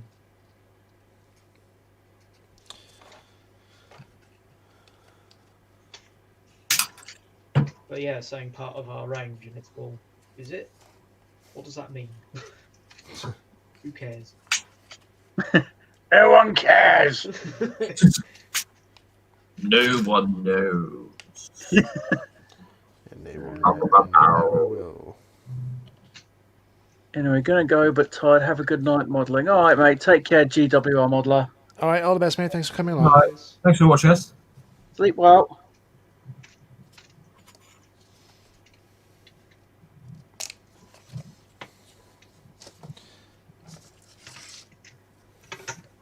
How dare he didn't even stay to see the full length of the stream. I was going to say, I'll show off my layout, yeah?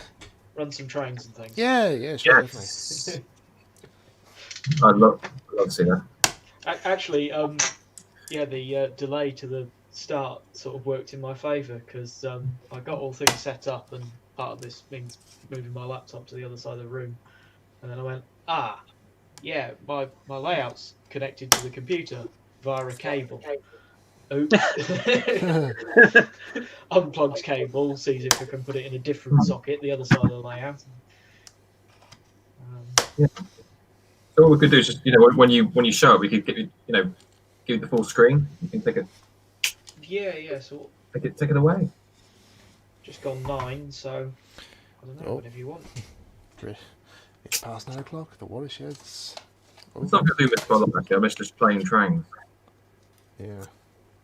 It's kind of, yeah, it's strange because me having this layout, I don't really sort of run it that much, particularly because for a lot of the time, the past 6 months, I've been working on the scenery of it, so you don't really want to get the trains out and then put them away again, so on.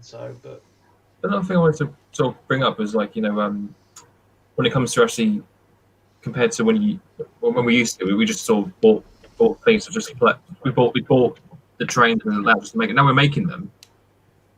Is it more just for the sake of making it, or do you how often do you actually play with it, what you built? Well, yeah, this is the strange thing because I always thought that the thing I enjoyed most was running the trains, was doing the shunting and things like that. But now I've actually built a layout and it's been designed with that in mind. I don't seem to be running it so much. So that was part of the thing when we were saying about how you can have a layout stream or control it remotely or something like that. Was part of the thing as well. If I did that, would that be an incentive to actually run the thing? Because when you're at model railway exhibitions, you're running layouts for a really long time, but time just flies by. Whereas because this is in my living space, they always think, oh, I could be doing something else. Well, yeah, 'cause if it's in your own home, you can just use it whenever you want to. Yeah. Time passes quickly, or at least in my experience.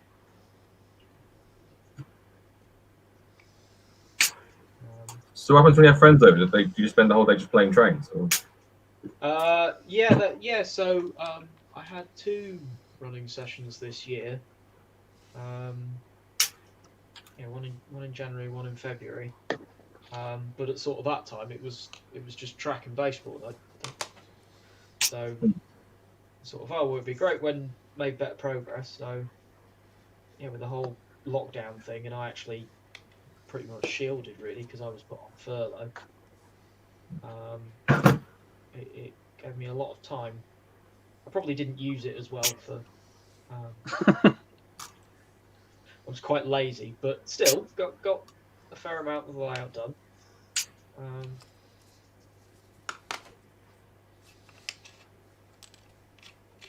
But yeah, particularly with talk of winter and things, it all seems a bit endless now. Because before you'd think, oh yeah, get the layout finished and then have people around, but Well, they might limit how many times you can have people around, can't you? well, quite, and do we have to have people wearing face masks and all this sort of thing? Because you're not in the. Are you in the area where you're not in the area where they start restricting pubs and things, are you?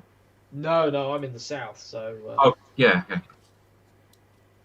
But personally, I sort of feel it's because it's a bad time and we want to sort it all out. Might as well choose to go with the greater restrictions that people in the north have to. Mm-hmm. I'm not going to railway galas anyway. Might as well just not go to the pub. No big deal, is it? Oh, guess not. Right, so I'm nearly finished. I can't believe it. I feel like Finished a project. Tom Biddle finishing a model on Modeller's Corner. What is this? Well, hang on a minute. I'm getting deja vu, so that's not. Well, Somebody crack open the champagne. well, I've still got this coach kit. He's not finished yet. Put the cork back in the bottle. Save it for next year. Save it for the next series. Don't open the caviar. I'd have to buy it first. Right, take the food back to the shop. Take back the speedboat. Right, go on, lads. Put it back there. Boom, boom, boom, boom, boom. It's what you could have won. Bring it out, lads. Always a speedboat. And I've got to be honest, because the way my camera does it, I don't think anyone's actually seen what I've done. 'Cause I think, Yeah, it's all a bit up in the air at the moment. yeah. Well, literally, everything I'm doing is up in the air. It's a very shiny tree. From the Iron Man's garden. Some Right. innate bling. Okay, I think that'll be fine. I'm not going to make it too. I don't want to make the branches too long. Tis my But- tree bling. I'm a gardener.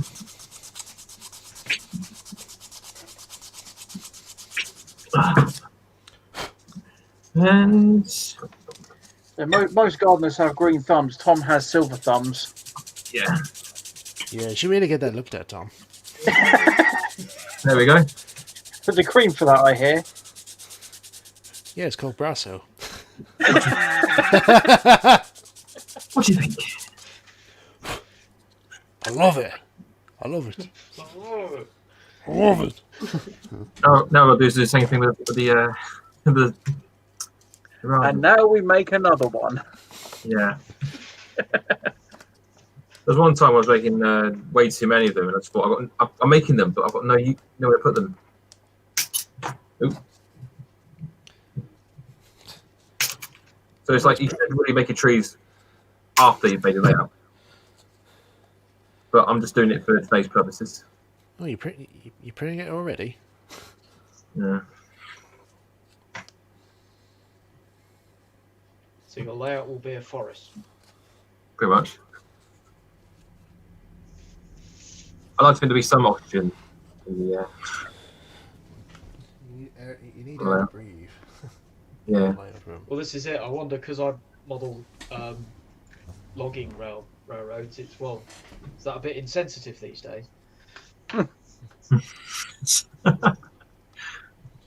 Yeah, If we're setting the model day, I'd have to make some protests. there's a slight problem. Yeah, we do need trees.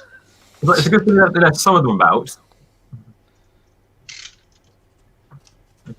It's like you can make your log cabin, just don't use all the trees. Yeah. Leave some left over. Yeah. So the thing I saw was what was it? It was a means to try and help reduce like CO2 in the atmosphere, and they're coming up with all weird and wonderful methods. And someone just turned around and said, "Plant trees." Have you considered planting trees? Yeah, Yeah. Planting there's this amazing thing that's been around for millions of years. Problem is though, they're not instant. You can't. They don't just shoot up. Like, have you tried breathing out the air you just breathed in? Sorry, I was stupid. Have you tried holding your breath for a really long time? Have you tried breathing out the air you just breathed in? The Hitchhiker's Guide to the Galaxy states that if you hold a lung full of air, you may just be able to survive in space for about 30 seconds.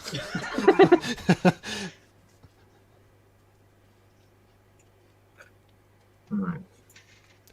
That was probably like the first and only film that I from my childhood that I actually laughed so hard at. Because every time when Stephen Fry came on to do like the Hitchhiker's Guide audiobook type thing, it just made me laugh so hard. I just thought it's just so funny. So what show is this again? No, it's the film version of the Hitchhiker's Guide to the Galaxy. Right. I'm not getting that one. No, that's very good. It has what do you call him? It has Alan Rickman playing a depressed robot called Martin. It's quite funny.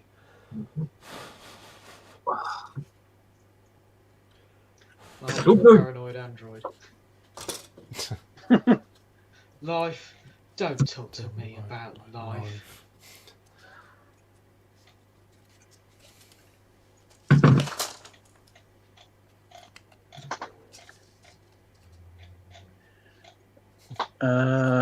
From I can't pronounce that. From Boat Guy. Does building trees mean you're also reducing your carbon footprint? I think so. Probably get lead poisoning or something, but yeah. Brilliant. Uh, Nah. I think you're not very even. Metal models. You're not very likely to get lead models these days. No. Just bring out my layout model of Toby here, just for scale purposes here. Or for like in that loading gauge thing for the platform.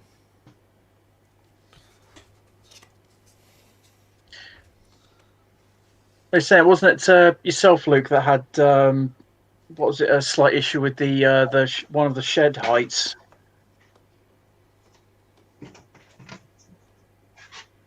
Who's Luke? Hmm? What do you mean, Luke? Who's Luke? Where is he? I thought Luke wasn't able to come onto the stream tonight. Who am I thinking of then? We think of Luke Ryan, but he's not here. Oh, never mind then. He was meant to be here this week, but unfortunately he had to go away to see somebody tonight. He had to go away. He had to go away. He was sent away. In positive disgrace. Yeah.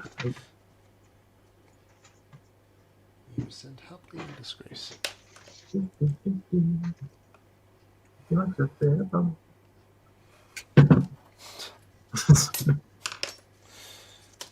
God, you get worse, Tom.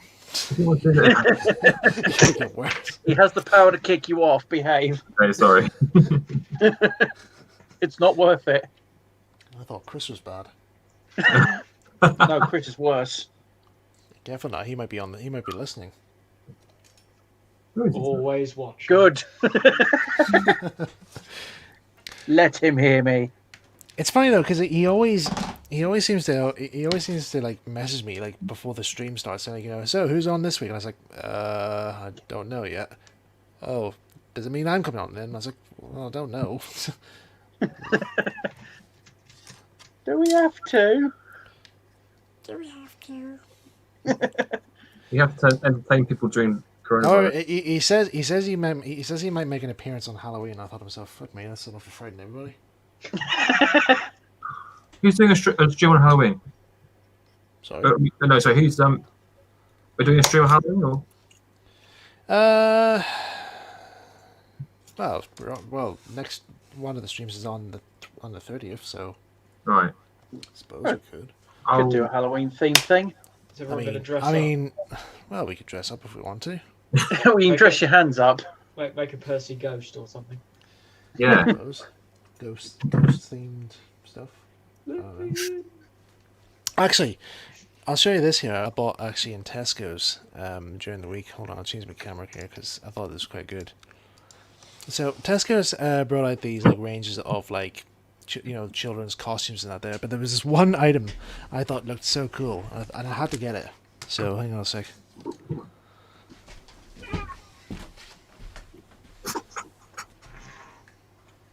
Any guesses? A steampunk hat. Oh, no. Complete with Robotnik style goggles. I hate that hedgehog. Tonight on Mondo's Corner, we're going steampunk. Ha. Of course I want I thought it looked really good. It's basically all it is. It's basically just a normal top hat with just plastic gears on. That's it. It's just 3 gears and a pair of goggles. That's it for £4. You've not been paid by Hornby to say that, have you? Steampunk range, please buy it, please. And they call it Basaloke, even though it's got nothing to do with it. Oh, Yeah. Have we seen the steampunk range? the ones of Yep. What do you think? Would you buy it?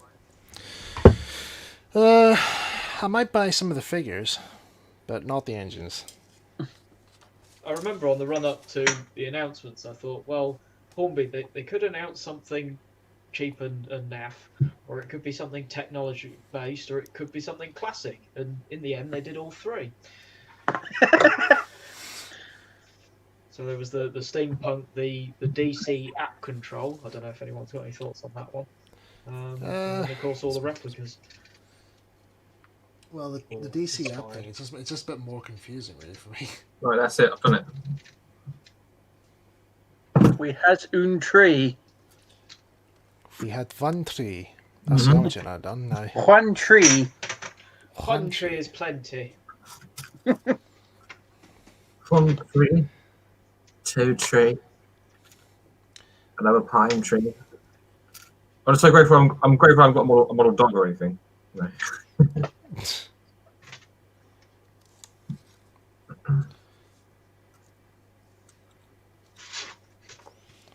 See, I don't mind the steampunk range, but I guess what would really, what you made me consider going back to Double O is if they did something with the, if Hornby did something with the old Thomas tank molds. Something. See, I actually did message Hornby about that, saying like, you can use these for the railroad range and just give them different liveries. That way you're not wasting the molds. But they got back to me saying, yeah, that's not actually a bad idea. Actually, we'll pitch it and see how it goes. Well, didn't Bartman do that, and then it didn't go very well? They did. I've forgotten that because there was a Percy named Greg and Yes. No, didn't those What come was out it? before the Bachman Thomas stuff? No. So they are the same molds. Yeah. Because I was interested at the time because the Bartman Percy chassis is quite good for narrow gauge stuff, but aside from grey imports at the time, you'd have to look at that. So I think it's because the UK they had Hornby making Thomas range, so they couldn't. Batman couldn't bring their Thomas to the UK, but they actually used the molds to make up the sort of starter sets. but I don't know if Hornby or Thomas stopped them doing it because that's why they ended up making different bodies for the same chassis. So there was a saddle tank and there was a diesel that both used the Thomas chassis, but they never redid the Thomas shape. I actually do remember there was one time in the old days of permanent way model forms, Simon Martin actually bought the Bachman, the Bachman Junior set, and he got the diesel shunter. He got the diesel shunter, and he tried to make it into one of the Wisp Beach diesels. And the one thing that sticks out in my mind, is that he painted the wasp stripes upside down. Yeah, Oh, did he? I remember that like it was yesterday. Because I guess you were as well, sort of all looking at it, going, should we tell it? Yeah, because I was looking at it because I remember back then I saw him put the picture. I thought to myself, there's something not right about this. Something looks off. It's done well and it's really neat, but it's the wrong way up. Yeah. I might have actually mentioned it to Simon at one stage though, because I mean there is actually in the last Modeller's Corner series, I actually have a video entitled "Simon Apologizes for Everything," where I actually call his bluff on certain things, like how he fooled both me and Ryan Hagen about a ghost engine that he claimed to have seen, and this has been at the back of my mind. Every time I met up with him, I always forget to ask him about that. And then it suddenly came up in my mind. I actually had written it down on my desk and said, ask him about the ghost train. I thought, right, I'm going to ask him this time. Do you know what? I was actually in the car with him when he was telling us that story because I filmed it. Oh, hey, you better send me you must send me the footage of that. I would love to see that.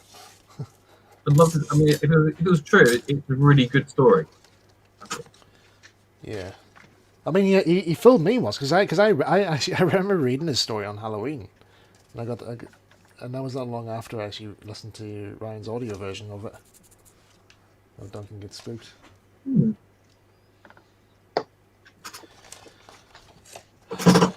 this is actually coming a lot better than I thought it would, which is a good sign.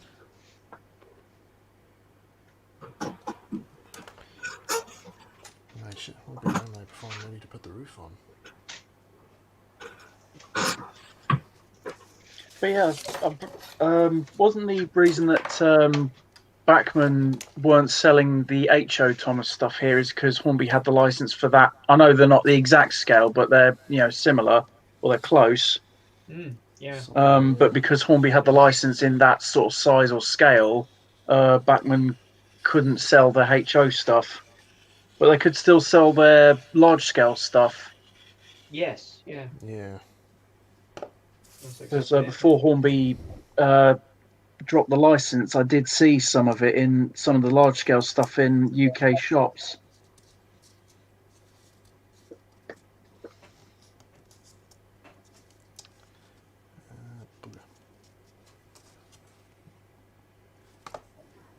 Oh, actually, have others seen the large scale diesel that they're making? I've seen a sample photo of it there. It looks really good. Because that facial expression just got me. So I immediately saw it and then put meme text saying large scale diesel is not amused. Because that seemed to be just the emotion. We are not amused. Oh, this makes me very angry. Where's the kaboom? Where's the kaboom? There was meant to be There's an supposed to be an ear-shattering kaboom. earth-shattering kaboom. I named this planet in the name of Mars. Oh, isn't that lovely? Isn't that lovely? Oh, this makes me very angry. Right, seriously, I've got nothing to do. Well, no, What? Do you Quick, need someone to learn some coat chores. do you need to coat it or something? That tree? I do actually. Yeah, I need to put some glue gun on it. Have you ever considered using the method I used for my replicas of the postman pat trees using what do you call it? What's the name of that fine tissue paper I used? Do you know what? I do actually have some, but my worry was it looking like on something like this, looking like paper.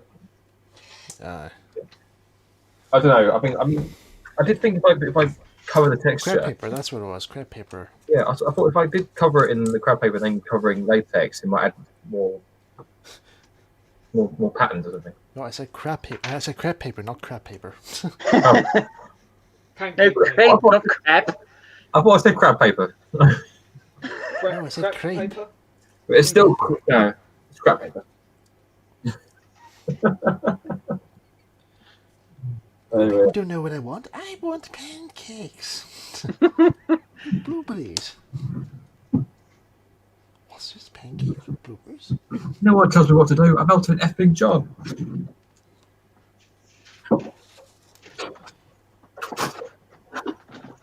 And I can't find my glue gun.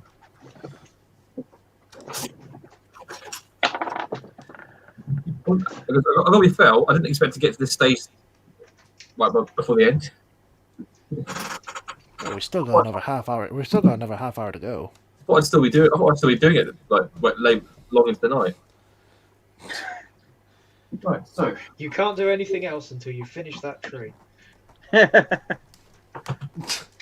oh no. Oh, Eddie, what should we do to pass the time? No. Oh, Eddie, what should we do to pass the time? No. We're not doing that.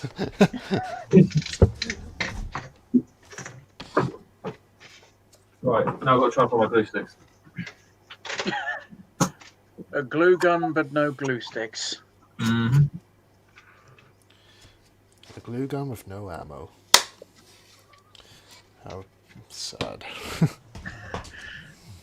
All true shut the open. All true shut the open. Actually, that's one thing to ask you guys and the chat. So on the layout, I have 3 trains. I've got a passenger train, a freight train, and a logging train. What do you want to see? Yes. I can do that. That's a nice answer. Yeah. I'm happy to see all of it, to be honest. All Yeah, the trains. I'm fine to see any trains running. I haven't seen a train run in ages. Well, Right. Today's your lucky day. Right, we have Oh, done boy. one panel. Way. One panel, one tree. And now I've got to make God knows how many more because I don't know how long I'm going to make this thing.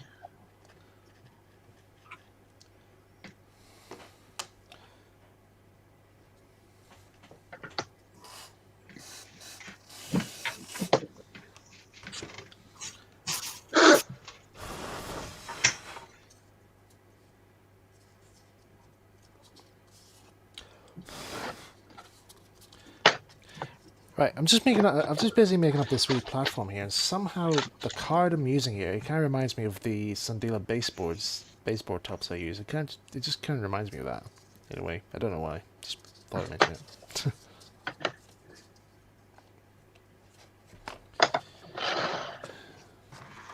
Okay, that's my random. Well, yeah, that's a whole subject in itself. What do you use for your baseboard tops? I use Sandila. card, but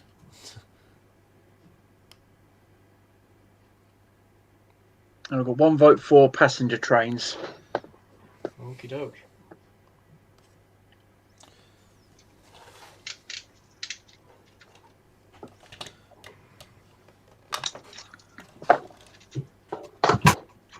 They all make noise as well, as before.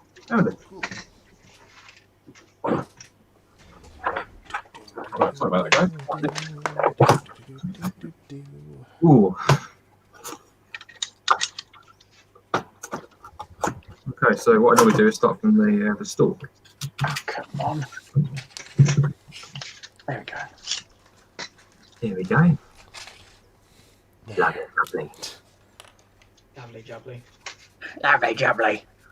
Lovely. The stream can't finish until Tom finishes making his trees. Only 898 to go.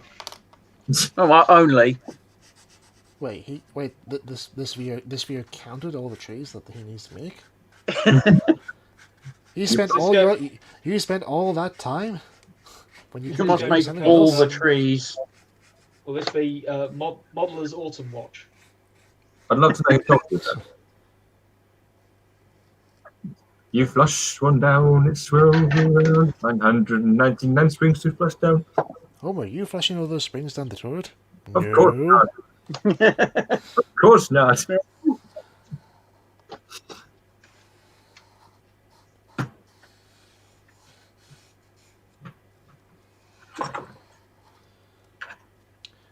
Funny enough, I was actually watching quite a lot of Simpsons recently, and there's what was the one that- I'm trying to remember which one it was. I actually was watching the most of. It was probably with the Shining the Shining parody of it. Oh, yeah. Um, You've got the shilling. you mean Shining? Shh! You want to get sued? You want to get sued? All right, Looney, show me what you got. Ah, is that the best you can do? And he dies. Yeah. Okay. Hold on, I'd kids. like to I'm see what I'm coming to doing, rescue you. Oh, God, I'm bad at this. They're all bad at this. My favourite episode is the Garbage Man. Oh, The average man can. Yeah. It's when Simpson, you spent your entire yearly budget in a month. Your department's broke. But, oh no! Wait, I think I've got the perfect solution. You better, because those garbage men won't work for free. No! No! You better. Right. Okay, that's one side. There's one clip I remember seeing, which was of Mo was closing up shop for the evening, but then it has like Mary Quimby, his son, and a whole lot of other people who actually sound like Quimby.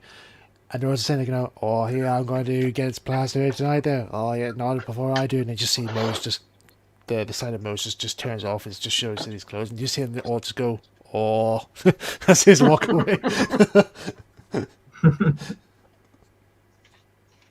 So I'm just. Okay, I've used up 2 sticks so far. Ooh.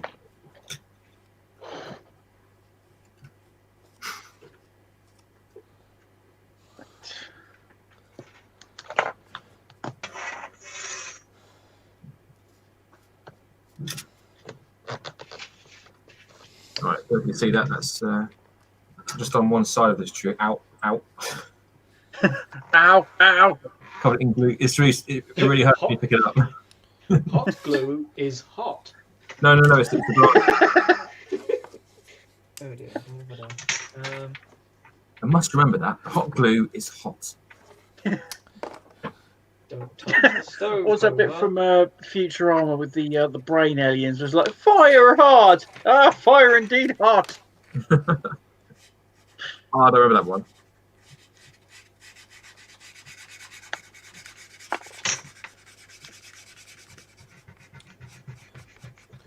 Oh yeah, what was it at that the Halloween special where Homer's actually in 3D? Yeah, that's a good one. Oh yeah. And he's like, he's in the world. He's just going to go, ooh, this all looks very expensive. Better make the most of it. He just stands there, just does nothing. Maybe a bit. And he goes like, maybe a bit longer. He just belches. And I was like, there we go. And he comes to the real world. It's like, ooh, this is the worst place yet.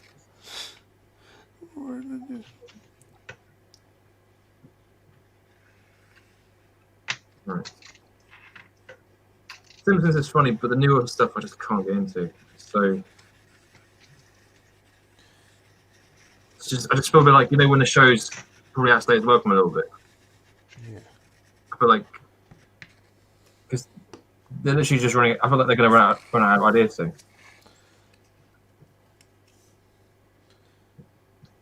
I've already had. Yeah, Well, I mean, they're going to run out of ideas to the point where it's just not fun anymore.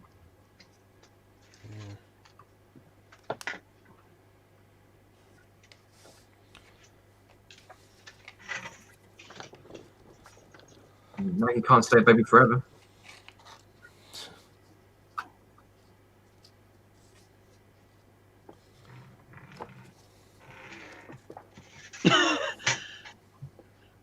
Henry Sackett, not to be confused with tepid glue, which is actually scaldingly warm.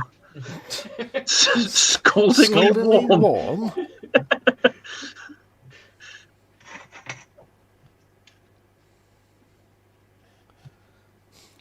Don't remember seeing that on the packet. Warning, contents may be scaldingly warm.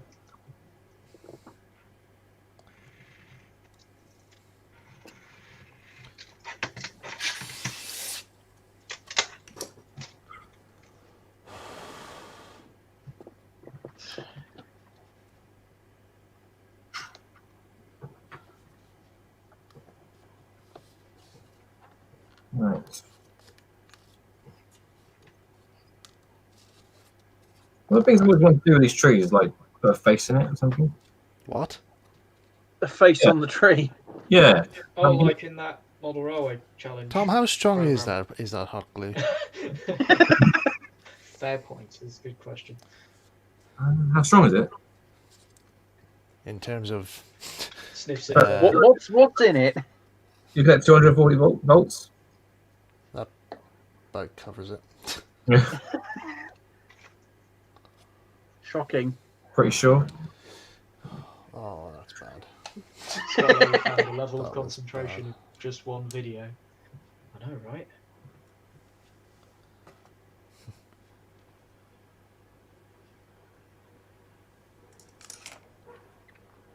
The level of concentration in just one video. Yeah. Yeah. This is how it should be. Just us talking and just doing our own thing. And not forget we're here.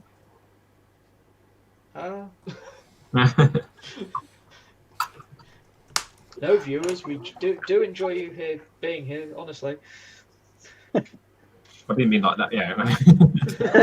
I wasn't so sure for a sec. I didn't mean like that. I meant like, you know, what things normally where you just you don't say anything really. I don't know. Oh my god, would the chat just shut up? It's putting me off. All your typing is just putting me off.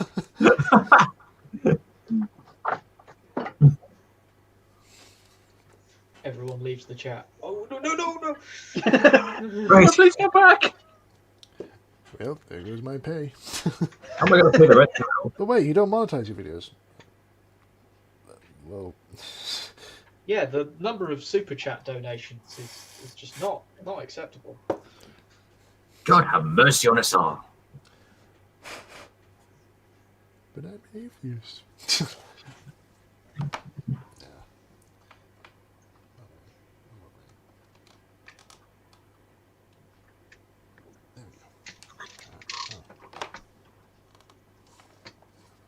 Right. Okay. 22. Okay. Has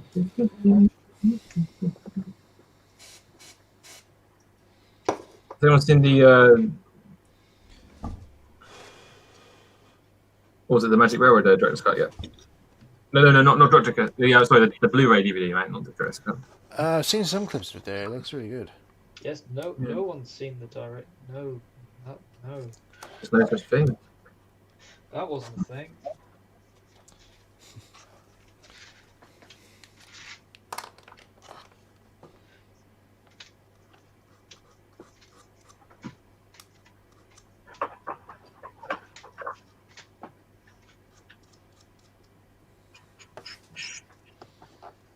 So my controversial opinion on Thomas and the Magic Railroad is doesn't really have anything to do with Thomas or his friends.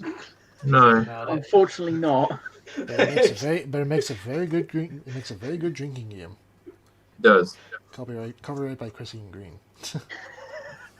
It's kind of obvious. Which I did. I do remember saying to him. I said to him one time. I says, "Oh yeah, I did your drinking game by the way for Magic Railroad," and he was like, "Oh God, what? How are you alive? Have you He's got like, "How are you hospital?"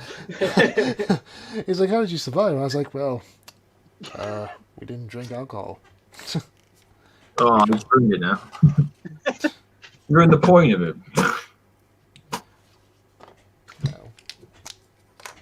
I don't know. Some of it was trippy enough without drinking. Without alcohol. You know, we literally played a drinking game. Me and my friend Chris, I was showing the film on Netflix. It was on Netflix, and we just, drink every time someone says sparkle, sparkle, sparkle, sparkle. Drink whenever Thomas appears. Drink whenever there's a convenient plot twist. Mind you, one of my cousins said to me one time when we were doing the challenge, he says, "Thank God we weren't doing the Boondock Saints drinking game." And I says, "Well, how does that go?" He says, "Well, basically you take a drink every time somebody swears." That sounds a lot like the Transformers drinking game. Oh, every time there's an explosion. Oh no, this isn't the Michael Bay ones. This is the original 1986 one. Oh, okay. Every time a character transforms, you take a drink. Right. In the space of 10 minutes, Now I am a robot. got through 2 beers. Actually had to pause the film to catch up. Now I am a truck. Now I am a robot. Now I'm a truck.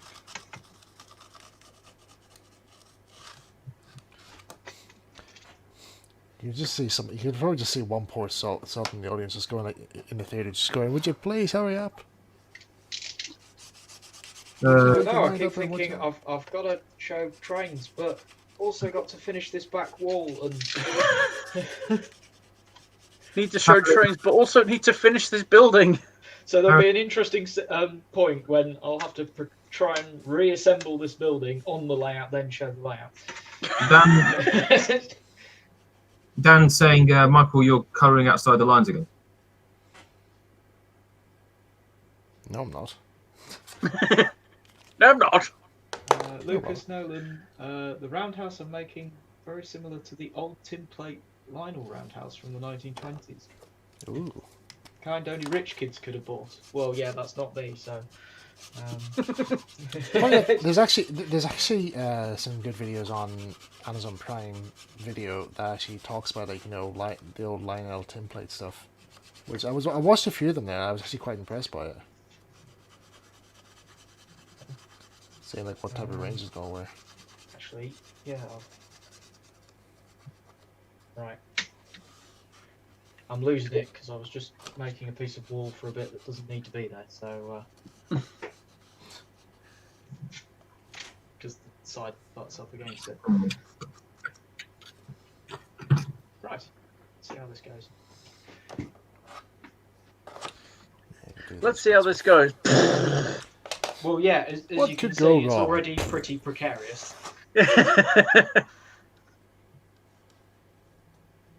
I know, I'll cut that door hole out so it's really strong. Nope. Ow. Might as well get some provisions out. For some reason, now, this is now slowly become my one of my favorite chocolate bars, the Nestle Crunch. Oh yes, very nice. eating on stream, Michael? Well, I'm sorry, but I'm hungry. It requires sustenance. And the Chinese takeaway I had for my tea tonight there was about 3 hours ago. So Oh, I couldn't. You know what? That'd be me for the rest of the year. I'd be like, I'm done. Probably the best food I've ever had. I think it's nice, though. That's what I've got for my sweet sustenance tonight. oh, good choice. They're getting a little difficult to find for some reason, but I absolutely love these. Yeah. Probably me. This is what I had earlier. I mean, I finished it, but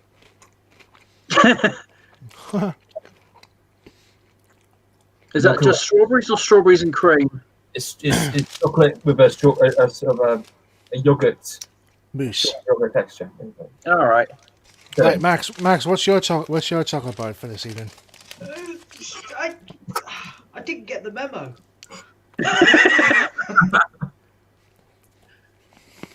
Well, what was the last chocolate bar you had then?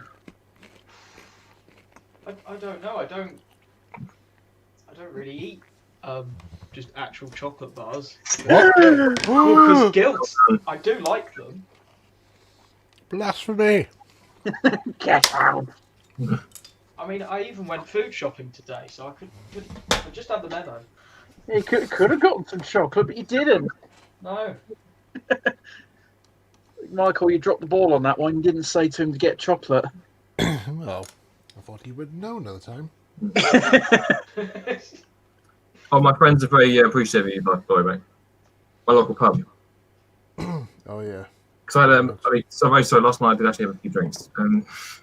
Yeah, I wondered why you sent me that picture. Basically, my friend Eve, who works at this pub, my local pub, he sent me a picture of the steam the gas heater, Yeah. and he was like, "Oh, does this look like anyone?" I was like, "No, what? It really looks like James the Red Engine from Thomas." Ow. The first thing I felt was, "Oh God, he knows I know," but then I also felt like He knows. he knows. He knows too Mental. much. Mental note: the boy knows too much. You know too. And I sort of mentioned that, and apparently it wasn't just him, but the rest of the staff was sort of saying, "Oh, it's James the Red Engine sort of thing." So I thought, I know, God, it's trending. I'll get it approved by the writer. What? Yeah, but Can Yeah, you but- spin your eyes like the models did? Oh, you can try. It just might hurt after a bit. I used to do it as a kid. Used to do the old ice spin. Used to freak everybody out in the classroom. Oh, Oh my God, he's possessed! Ow! Just put my finger in it. God's sake, Tom, stop letting that tree stab you. No, I put my Fight finger. back! Put it in the You stab it! No, I put my finger in the hot glue. So it stabs you. You stab it back. How? Won't do anything. Use your initiative. Well, it's to stab it, but it wouldn't do anything. It wouldn't die. Oh yeah, I can agree with that. Mary Hampton Productions fries peppermint cream. Oh, yeah, I've tried them before. They're quite good. Can you tell I like mint things? Yeah. Arrow peppermint. That's quite nice. Oh yeah. Oh no, I'm not actually a mint fan, to be honest. Like, yeah, I said it. But Tom, don't you realize that peppermint is the only way that is the only thing that spiders hate? I'm not actually kidding, actually, because I bought a thing of spider spray to spray in my garden shed because the whole thing is infested with the little blighters, and I sprayed it and I know I shouldn't be inhaling it there, but I actually caught a whiff of the scent and I thought to myself, hang on, this is the smell of peppermints. Apparently spiders don't like mint. Yeah, but you know what was even funny? I sprayed it. Actually, I sprayed it onto into one web, where there's this one big giant house spider that lived in it there, and within 2 seconds, the spider just crawled out, literally jumped to the floor, just like walked out as if to go, it was just to say, "Bugger this, I'm out." It noped out hard. He just jumped down and went like, "Bugger this, I'm out." He's like, just turns around saying like, "Right, you can have the shed, I'm out." If that's the way you want it. Right. So Yeah, I mean, if it's not going to pay its rent, then get out. Ooh. Bad spider. So Max has just finished his scratch. well, it's Ooh, getting nice. Oh, there. So There's a slight matter of a missing roof, but it does look good. I'm not Think looking of all the forward to wonderful that. Think of all the wonderful sunlight you can get in. Like, Oh yeah, Yeah. so much a natural greenhouse. light Just and put the ventilation. glass. you wouldn't have to clean them all the time. Yeah, I'm not looking forward to the roof because, of course, they're sort of a conical shape. Yeah. Don't know, map that out. Yeah, it's always like really tricky to do as well. Just Would it work to use the once the actual shed's put together, use like a card to make templates? Yeah, And well, I then have actually transfer got that some onto large the- sheets of cards, so I wondered about laminating them maybe if you have more than one sheet and built it up. Yeah. Or something. But yeah, Yes, so use card to make templates and then transfer that onto whatever material you're going to use. I don't know what you guys. What's that? You gonna run the trains now, or you? Yeah. Well, it's that's why. 52 minutes past. The time's ticking. Should we? Well, considering we started about half an hour late. We can go on for another half hour. Okay. So, Plus, I want to show people how I'm going to make my roof because I'm ready to start working on my roof. Oh right, yeah. There's my So, building. Matt, should we wait to the end so we can like see it in full screen, or? Well, yeah. I'll put it on full screen for you. There you go. Okay, so we got. So I don't know what you remember last time. But I remember all the it's scenery got wasn't finished. a bit more greenery and dirt and things. So what was the end result? Passenger train or? We got one vote for passenger, and that was it. Well, there we go. What about you three? I'm game for any train. I have passenger. So I've now got the fun bit in that I've got to hold the camera with one hand and run the train with another. That's a really nice calling stage. And then because of what we're saying, yeah, so it's a Bartman one. I've cut it down so it's a bit lower. But yeah, the Plasticville range.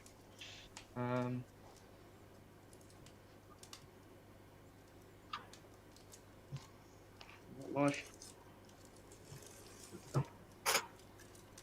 Almost. Choo choo. Got to move the chair out of the way now. It's- Fall over backwards, is it? Yeah, so I've got the advantage. So I've got my old phone in one hand, which has got the app.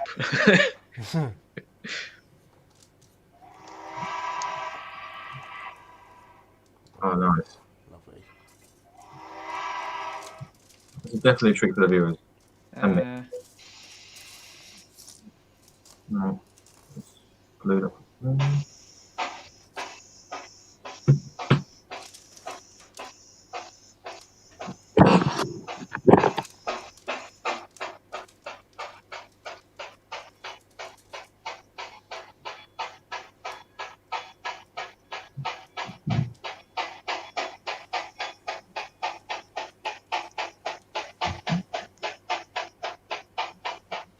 I'm not really into DPC sampling. That's actually quite good. Yeah, so it's a big old speaker in the tender and decoder in the engine.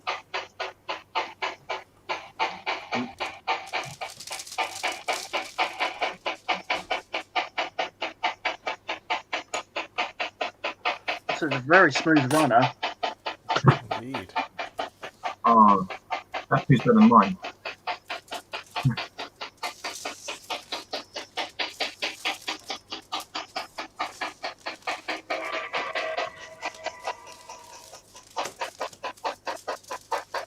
Yes, there's some more trees. I know you like trees, Tom. I like trees. I like trees. I like trees. Never heard of them, man. Oh, of course. Oh, but got even lights in the carriages. Wow. So, is this the layout go around the whole room? Just 3 sides. All right. Um, Is it? Is it a continuous loop or is it end to end? end to end. All right.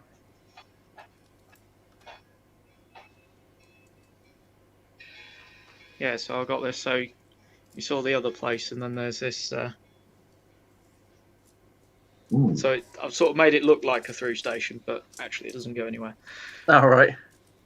Um, Kind of interesting that loco on the raised platform there. yeah. So yeah, the raised platform, because as you saw the bridge earlier to get over the other track, so it ended up being a zigzag. Yeah. So this is a conversion that I've done.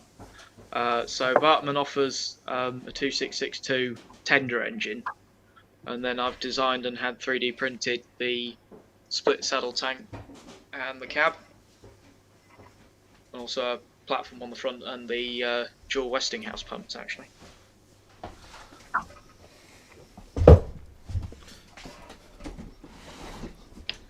So I've never painted a back scene before. What do you guys think?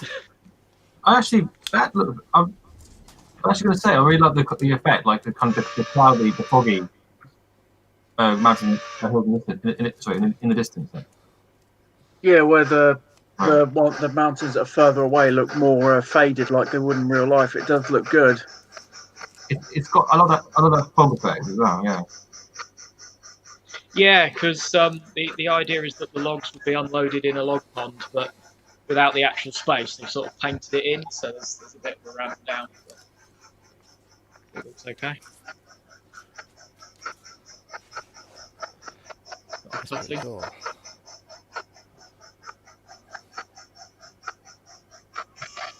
Oh, actually, go to the bridge.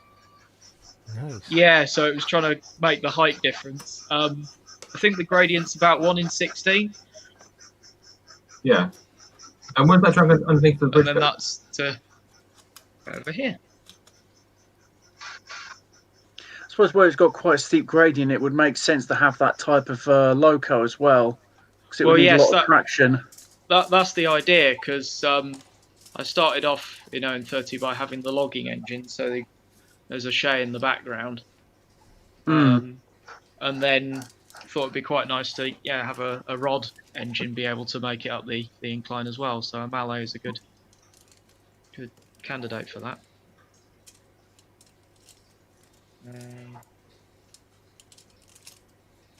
Yeah, so that's up here as well. Very nice. And then if I Let's get this way.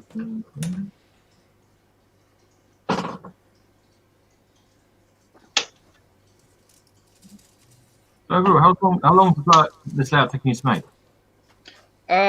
well, I started about 2.5 years ago. Yeah. But as you can imagine, being trapped in my flat for about 3 months in total, ended up having a fair amount of time. So I thought, well, it's now or never, really. I've got to get this done. I really like what we saw earlier. There's like the heart. There's the stump. And there's all the sawdust. And the trees up. Yeah, and sawdust around it. Yeah. Yeah, so you want to make it look like a sort of a felled area. Mm.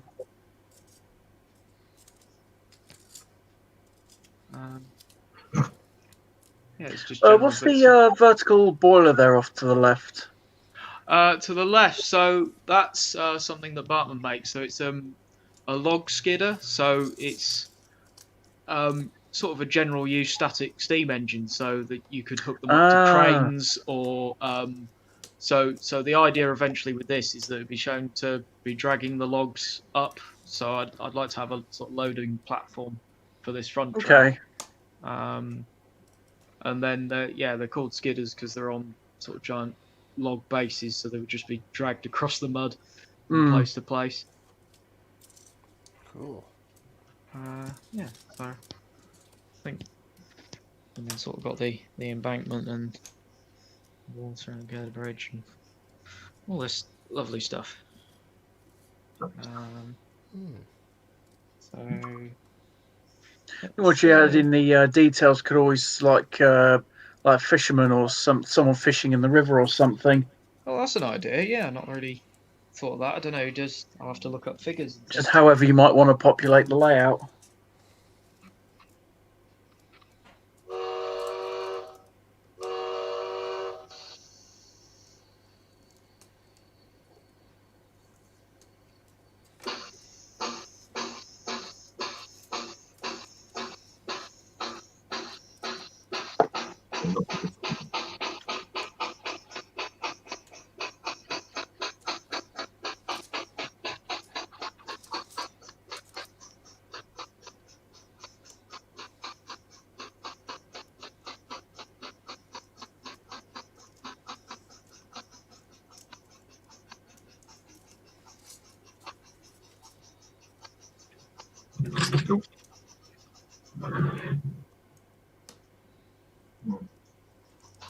I love the texture on that mound there.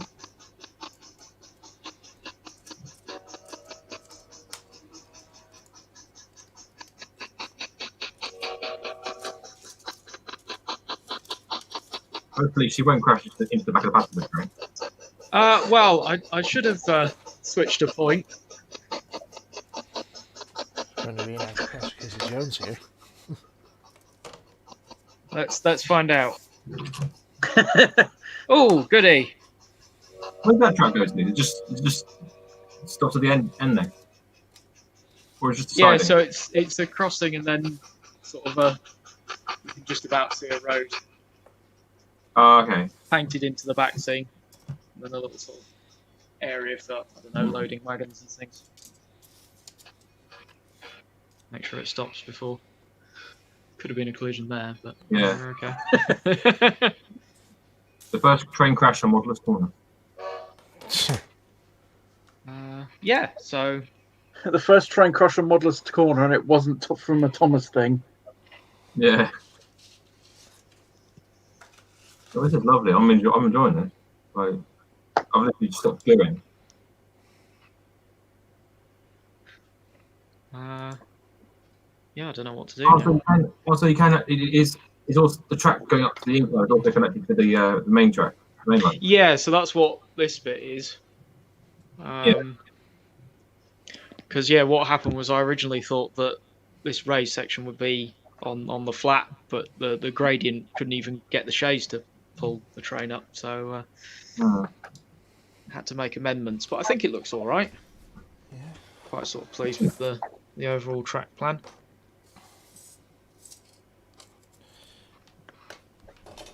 Cool.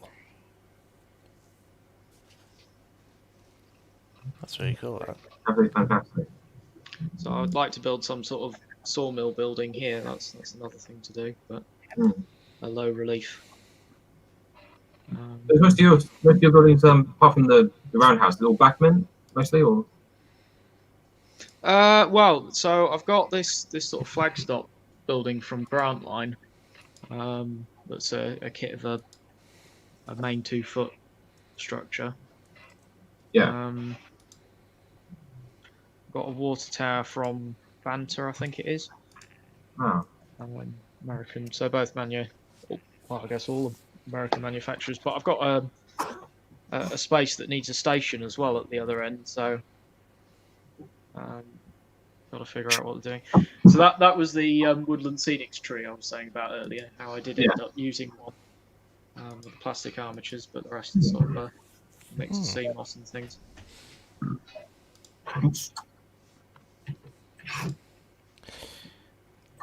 I like the sort of not really a change of season, but it just looks like it's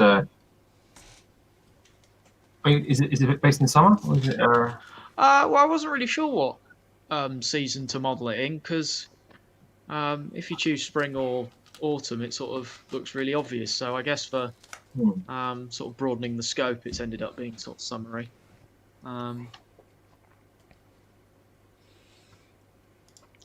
But yeah, so one feature I've had to squeeze in that you may have seen earlier was this hidden turntable. Because I got the through station, but can't really run the tender engines backwards too often. So That's a really good idea. got this coming off the siding there. I like that you put almost a sort of fiddle yard, like in the middle of the track instead of like usually most tracks seem to do one each end.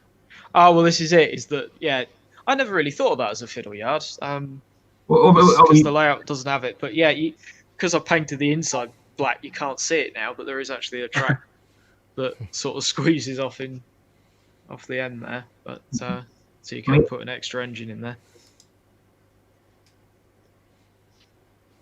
But yeah.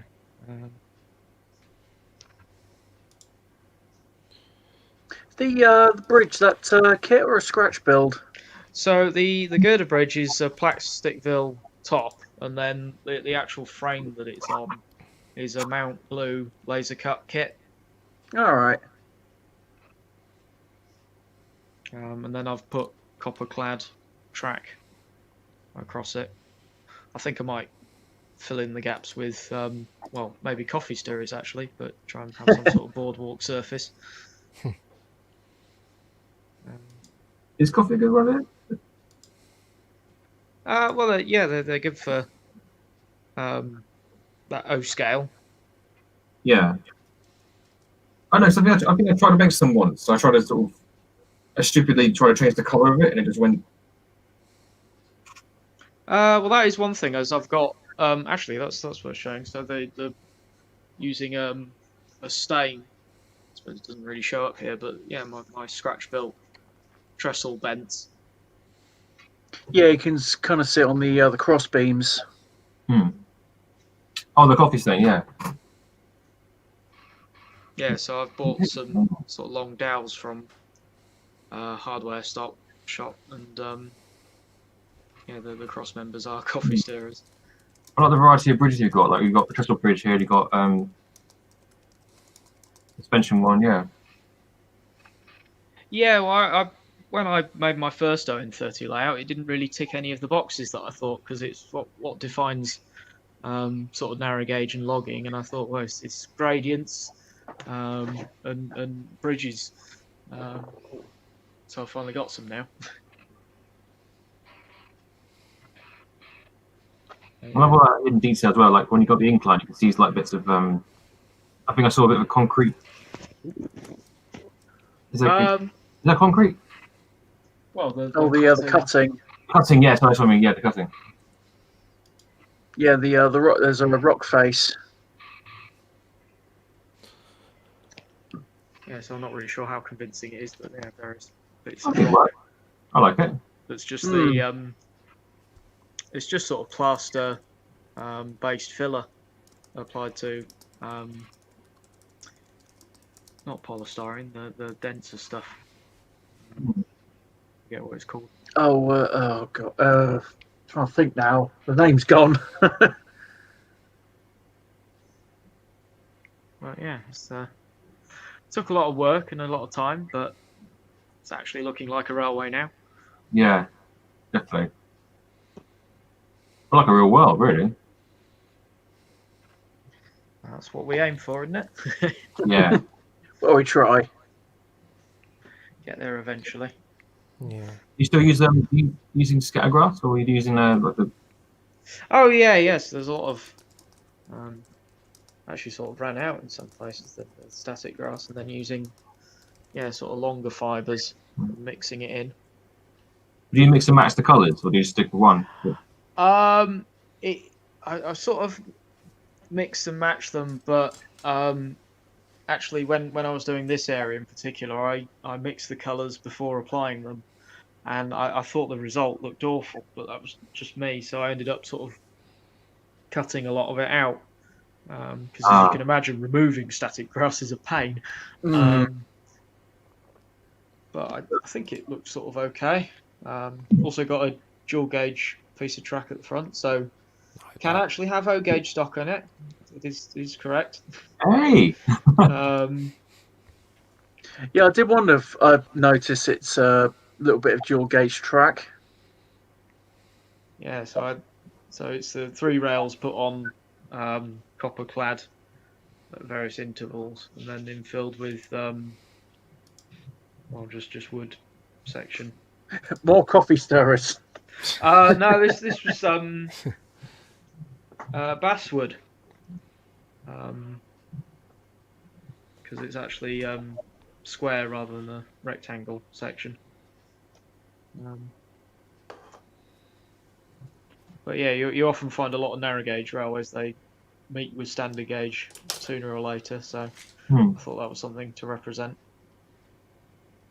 you're going to pay the backdrop? Pay a backdrop there? Or? Well, this is actually the wall, so I'm currently thinking not, but because whilst developing it, I thought would there be enough of a gap behind the boards to put something in like before, but Yeah, it sort of ended up not. So I don't really know, sort of a combination of low relief buildings or something. I've got a space there, something maybe.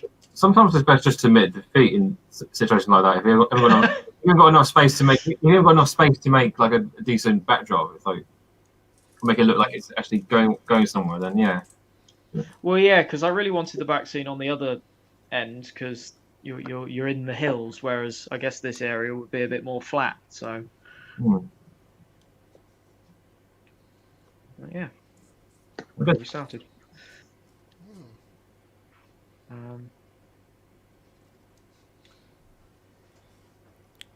Any questions? I haven't been able to see the chat while doing this. I don't know if there's any.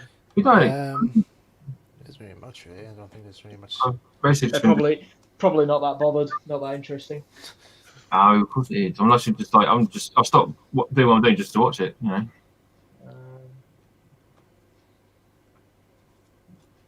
How's the turntable?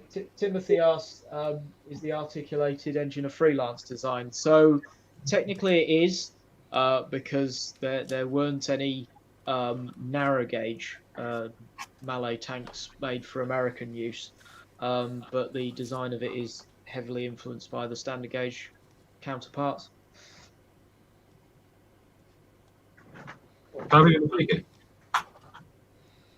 Can I watch that loco get turned around on the turntable? Oh, yeah. So, you're getting challenged now. So,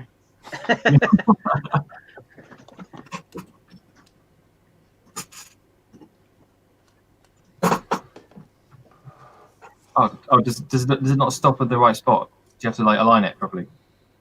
That is correct. I've sort of found if you have an indexing turntable, they seem to cost about £300-400. So it's all by eye here, which means that really running things onto the turntable is probably the only bit where it can go wrong.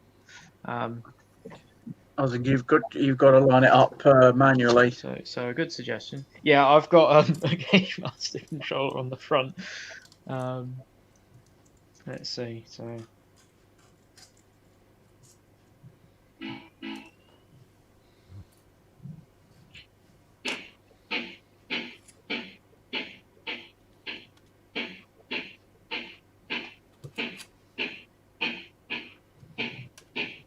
There you go.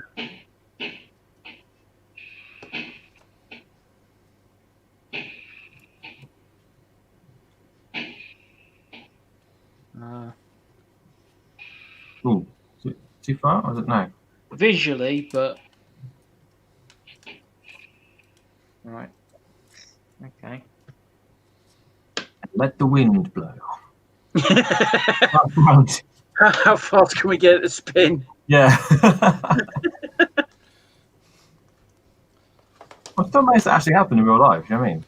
Yeah, you wouldn't think it. No, Was that Garsdale? I can't remember where it was. It was. That's the one with the wooden shield. I know it was an LMS logo, I think.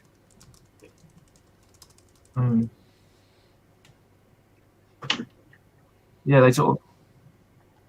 I was surprised because they pushed their engines around like by hand. They have like 2 or 3 people like pushing these big Yeah, I suppose this would be as well. each end.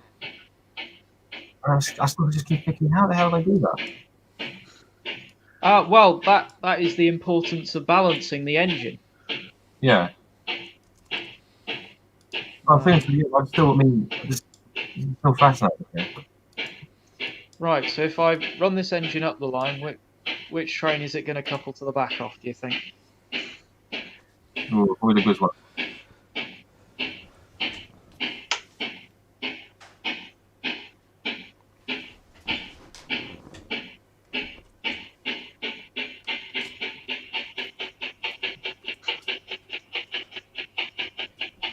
Out of interest, does the sound disturb your neighbours?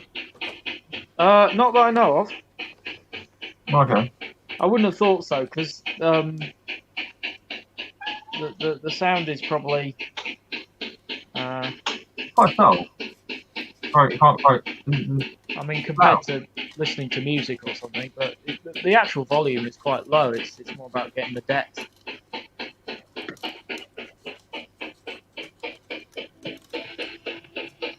Also, it's a Friday, so.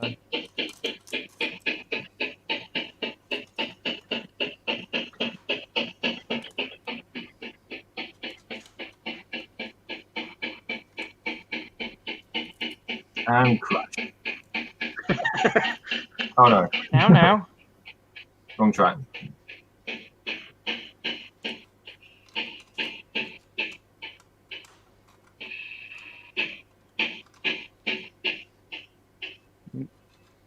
Oh no. Gonna get a crash sooner or later. Well, it's not the coupler's not aligned because it's on a curve. Oh. Oh dear. Oh dear. Oh dear. Yeah. There was a little mistake there. I was good. Just like to say, we're going to have to witness the hand of God intervening. So he does exist. Hand of God should never interfere with nature. This is a locomotive, it's not nature. They said it was a myth, but I now believe. Michael has been made a true believer.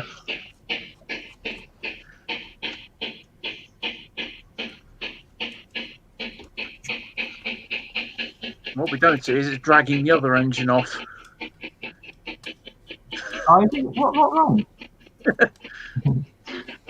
I mean, actually, you say that. That's a whole other thing. Is with DCC you can do the consisting, so double heading, banking, it's all possible. Mm. Maybe not with one hand, but you know. Yeah. One thing I've got for my a device I've made for my actually I'll show you when we finish this, but yeah. I've mounted like one of those, you know, there's one of those mobile phone connect little things where you can stick your. Start again. It's basically like a little frame where you can stick your mobile phone on. You can wind it onto your tripod. Oh yeah. Yeah, I could do with one of those right now.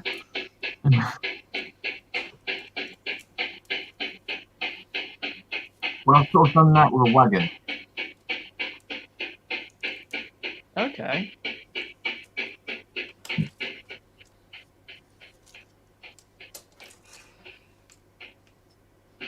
Now got the train home.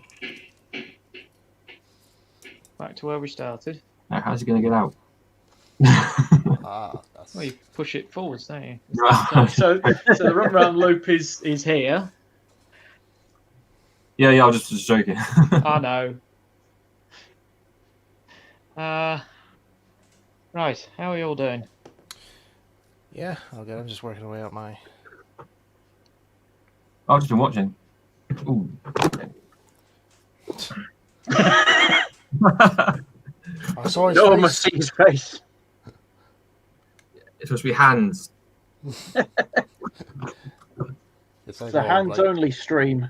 I'm supposed to make this with my hands, not my face.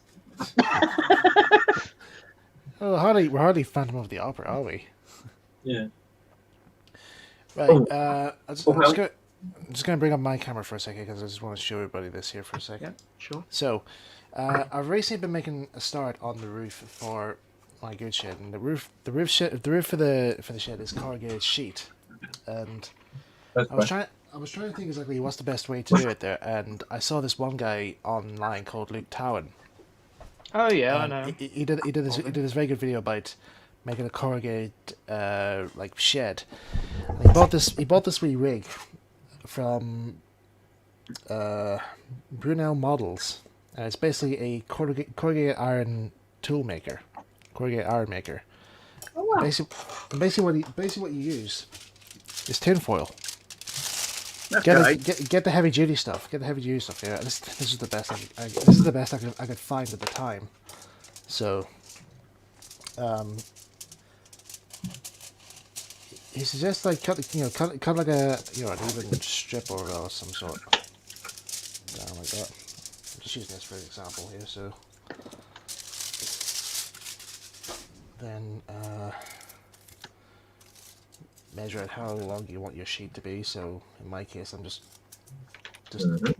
randomly here at the minute. Put it into oh shoot. Put it into here. Now there's a wee bit of a. You might not see it here on this camera though. But you can see these wee lines coming down. But I'll change my camera here because it's got a better focus on it. So, if you look at this one here, you can see the wee lines go down out there, but they're actually little points. You can see there. Okay. So that's actually to represent the grooves. It's the same here on this bottom bit as well. So if I press that on top of it, like so, it actually leaves an imprint. It actually embosses it onto it.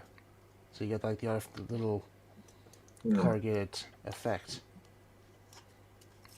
That's really good. How does it stay like that though? Like I mean, because It's tin foil, like it's foil. It's basically just metal, just literally pushing it into these wee grooves. Oh, Yeah, yeah, it's what- like pressing an impression into it. Yeah. what I'm saying is though, but can't you? Because it's tinfoil, can't you undo it though? Can't you? You can if you want though, but it just if you want to undo it, just flatten it out, just stretch it out there. But because it's been like compressed now there, it will make it a bit weak though. So you will get like little holes in it there every so often there. So and then I suppose when you glue it down to the model, it actually makes it harder.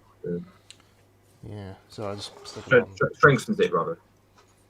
Yeah. Because tinfoil's so fragile, though, just like you put your finger through it, yeah, it's gone. Yeah. So that's that's why I have to be like super careful with this like though. But because it also helps if you actually have like a more superstructure on your roof out there, so it's able to grip onto. It'll be fine. And that's it on there. And then it also helps to overlap it as well. And then when you get to the end, like you just get your blade in it there, just go across, and it just cuts through like butter. And but in Luke's case though, he actually painted the corrugated sheets on first before he glued them on. So I'm just probably gonna give him a dusting of grey primer and just see how that goes. Just to sort of dull it a bit. Yeah. Just stick that with them because it's not sticking. There we go. So yeah, that's currently how I do my thing there. So I'll be doing the same for the carriage shades as well. So the reels will be a bit fragile. So I just have to be very careful with how I deal with them. Plus, also because you can change the inside as well. So if need be, if they're bowing in a wee bit too much there, I could just basically just lightly push it a wee bit, just to get it all out. Can you put like a just for argument's sake, just put like a little bit of wood underneath it, just to kind of, and then just decorate it with the tinfoil? That makes sense. What, to decorate it? What? No. So what I mean is like basically just have like a wooden roof and then just stick the bit of tinfoil onto it. rather than just have the tinfoil as the roof? Well, I suppose it could, but this is actually just used to represent the separate sheet panels, really. Yeah. So I Oh, just want to oh, try. yeah. I just want. Oh, I just want to try and represent that look. But yeah, that's me. So the moral of the story is tin foil make roofs, not hats.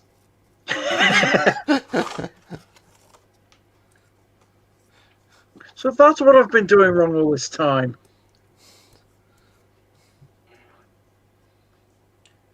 What feels quite difficult with this doing this glue gun thing is because I made so many branches, I can't get to them. I can't get to It's the like one. it's like my local bank. There's so many branches I can't get to them. Uh,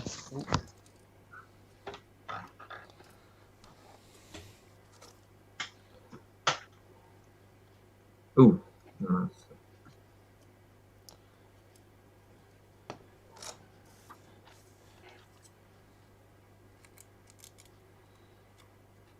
A hat is just a roof for your head if you think about it. yeah. it was all I could afford. Wow. The hat is just a head ornament. I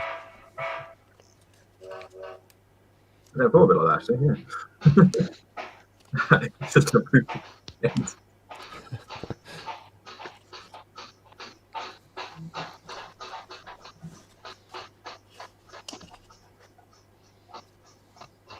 And clothes like all day blankets.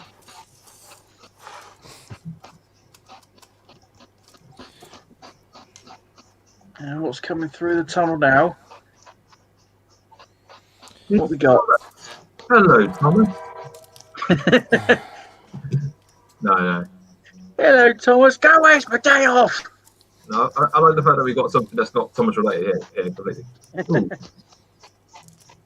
Oh, you turn it around. Turn both round. It's magic. Double head. Magic. No, it's not.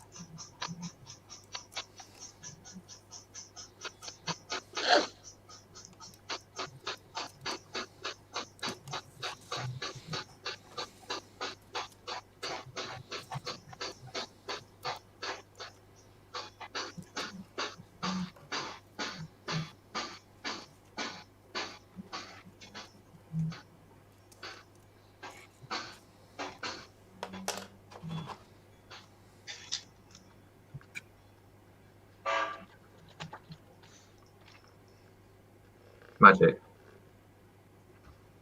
Snort, snort. So it's all about it. Right. Gosh, it's past. Yeah, we probably should wrap up now. Ah, so it is. Well, I've been enjoying it. It's great. Yeah. Yeah.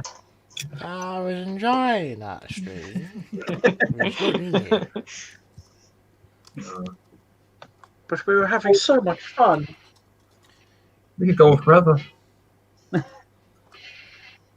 Let's just give up our day job and just do one of this corner like every day.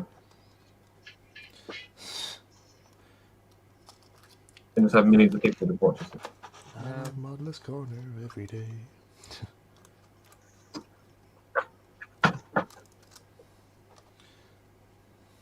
I wonder. I'll just put this last bit in. You know.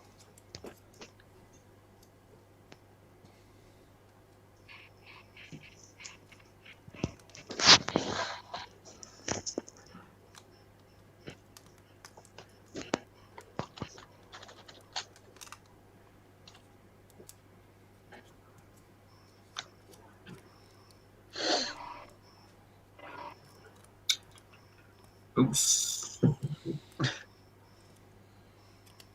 You've burnt yourself again, have you? Nope. But it's coating cobwebs.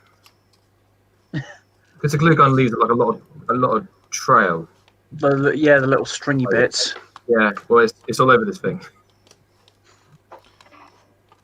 It's a spooky tree. The worst thing is after this, I've got to then coat it in latex. Oh, it's not so bad. Yeah, it is. Oh. I do it coat by coat by coat. But I've got hair dryer, which makes it a lot quicker to do it. Ooh.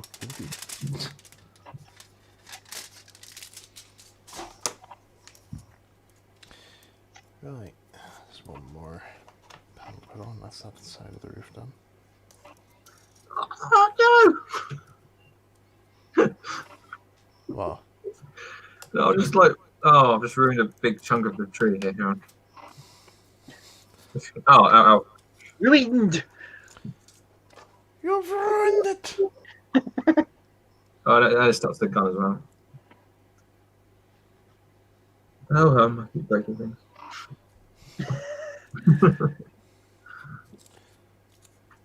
My God, Tom, you're an engineer. You don't break things. You improve it. No, engineer's a bit of an understatement, but yeah. I'm an engineer, sort of.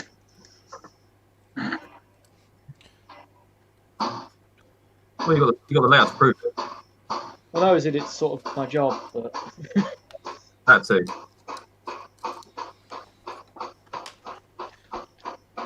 Good job.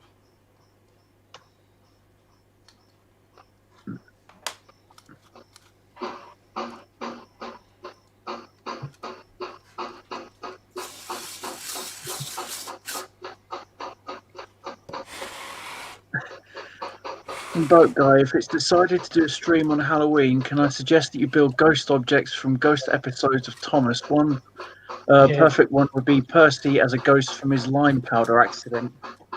Okay. Oh, that's easy. I'll just get an engine and spray it white. Yeah, finish the model.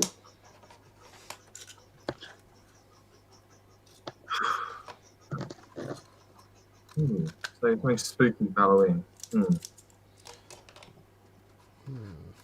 I could paint one of those Thomas faces as a pumpkin.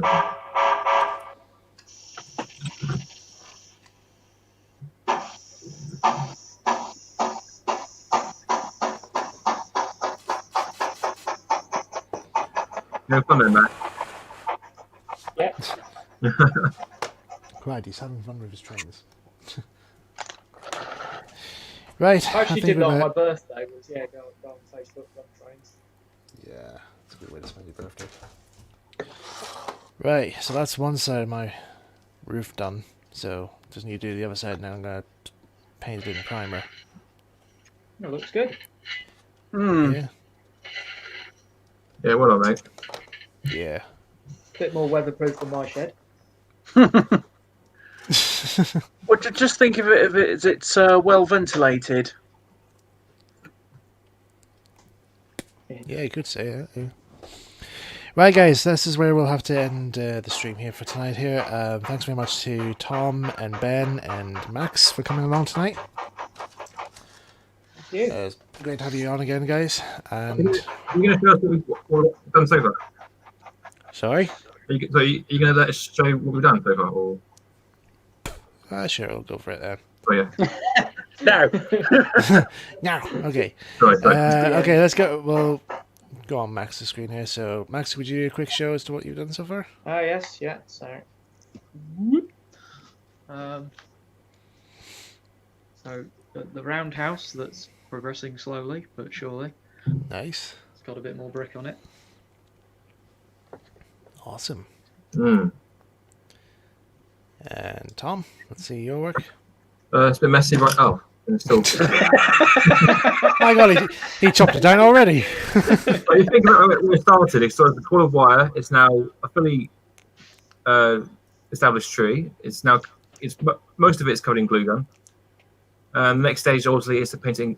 Is to coat it in liquid latex, and yeah, give it texture. And Ben? Yeah.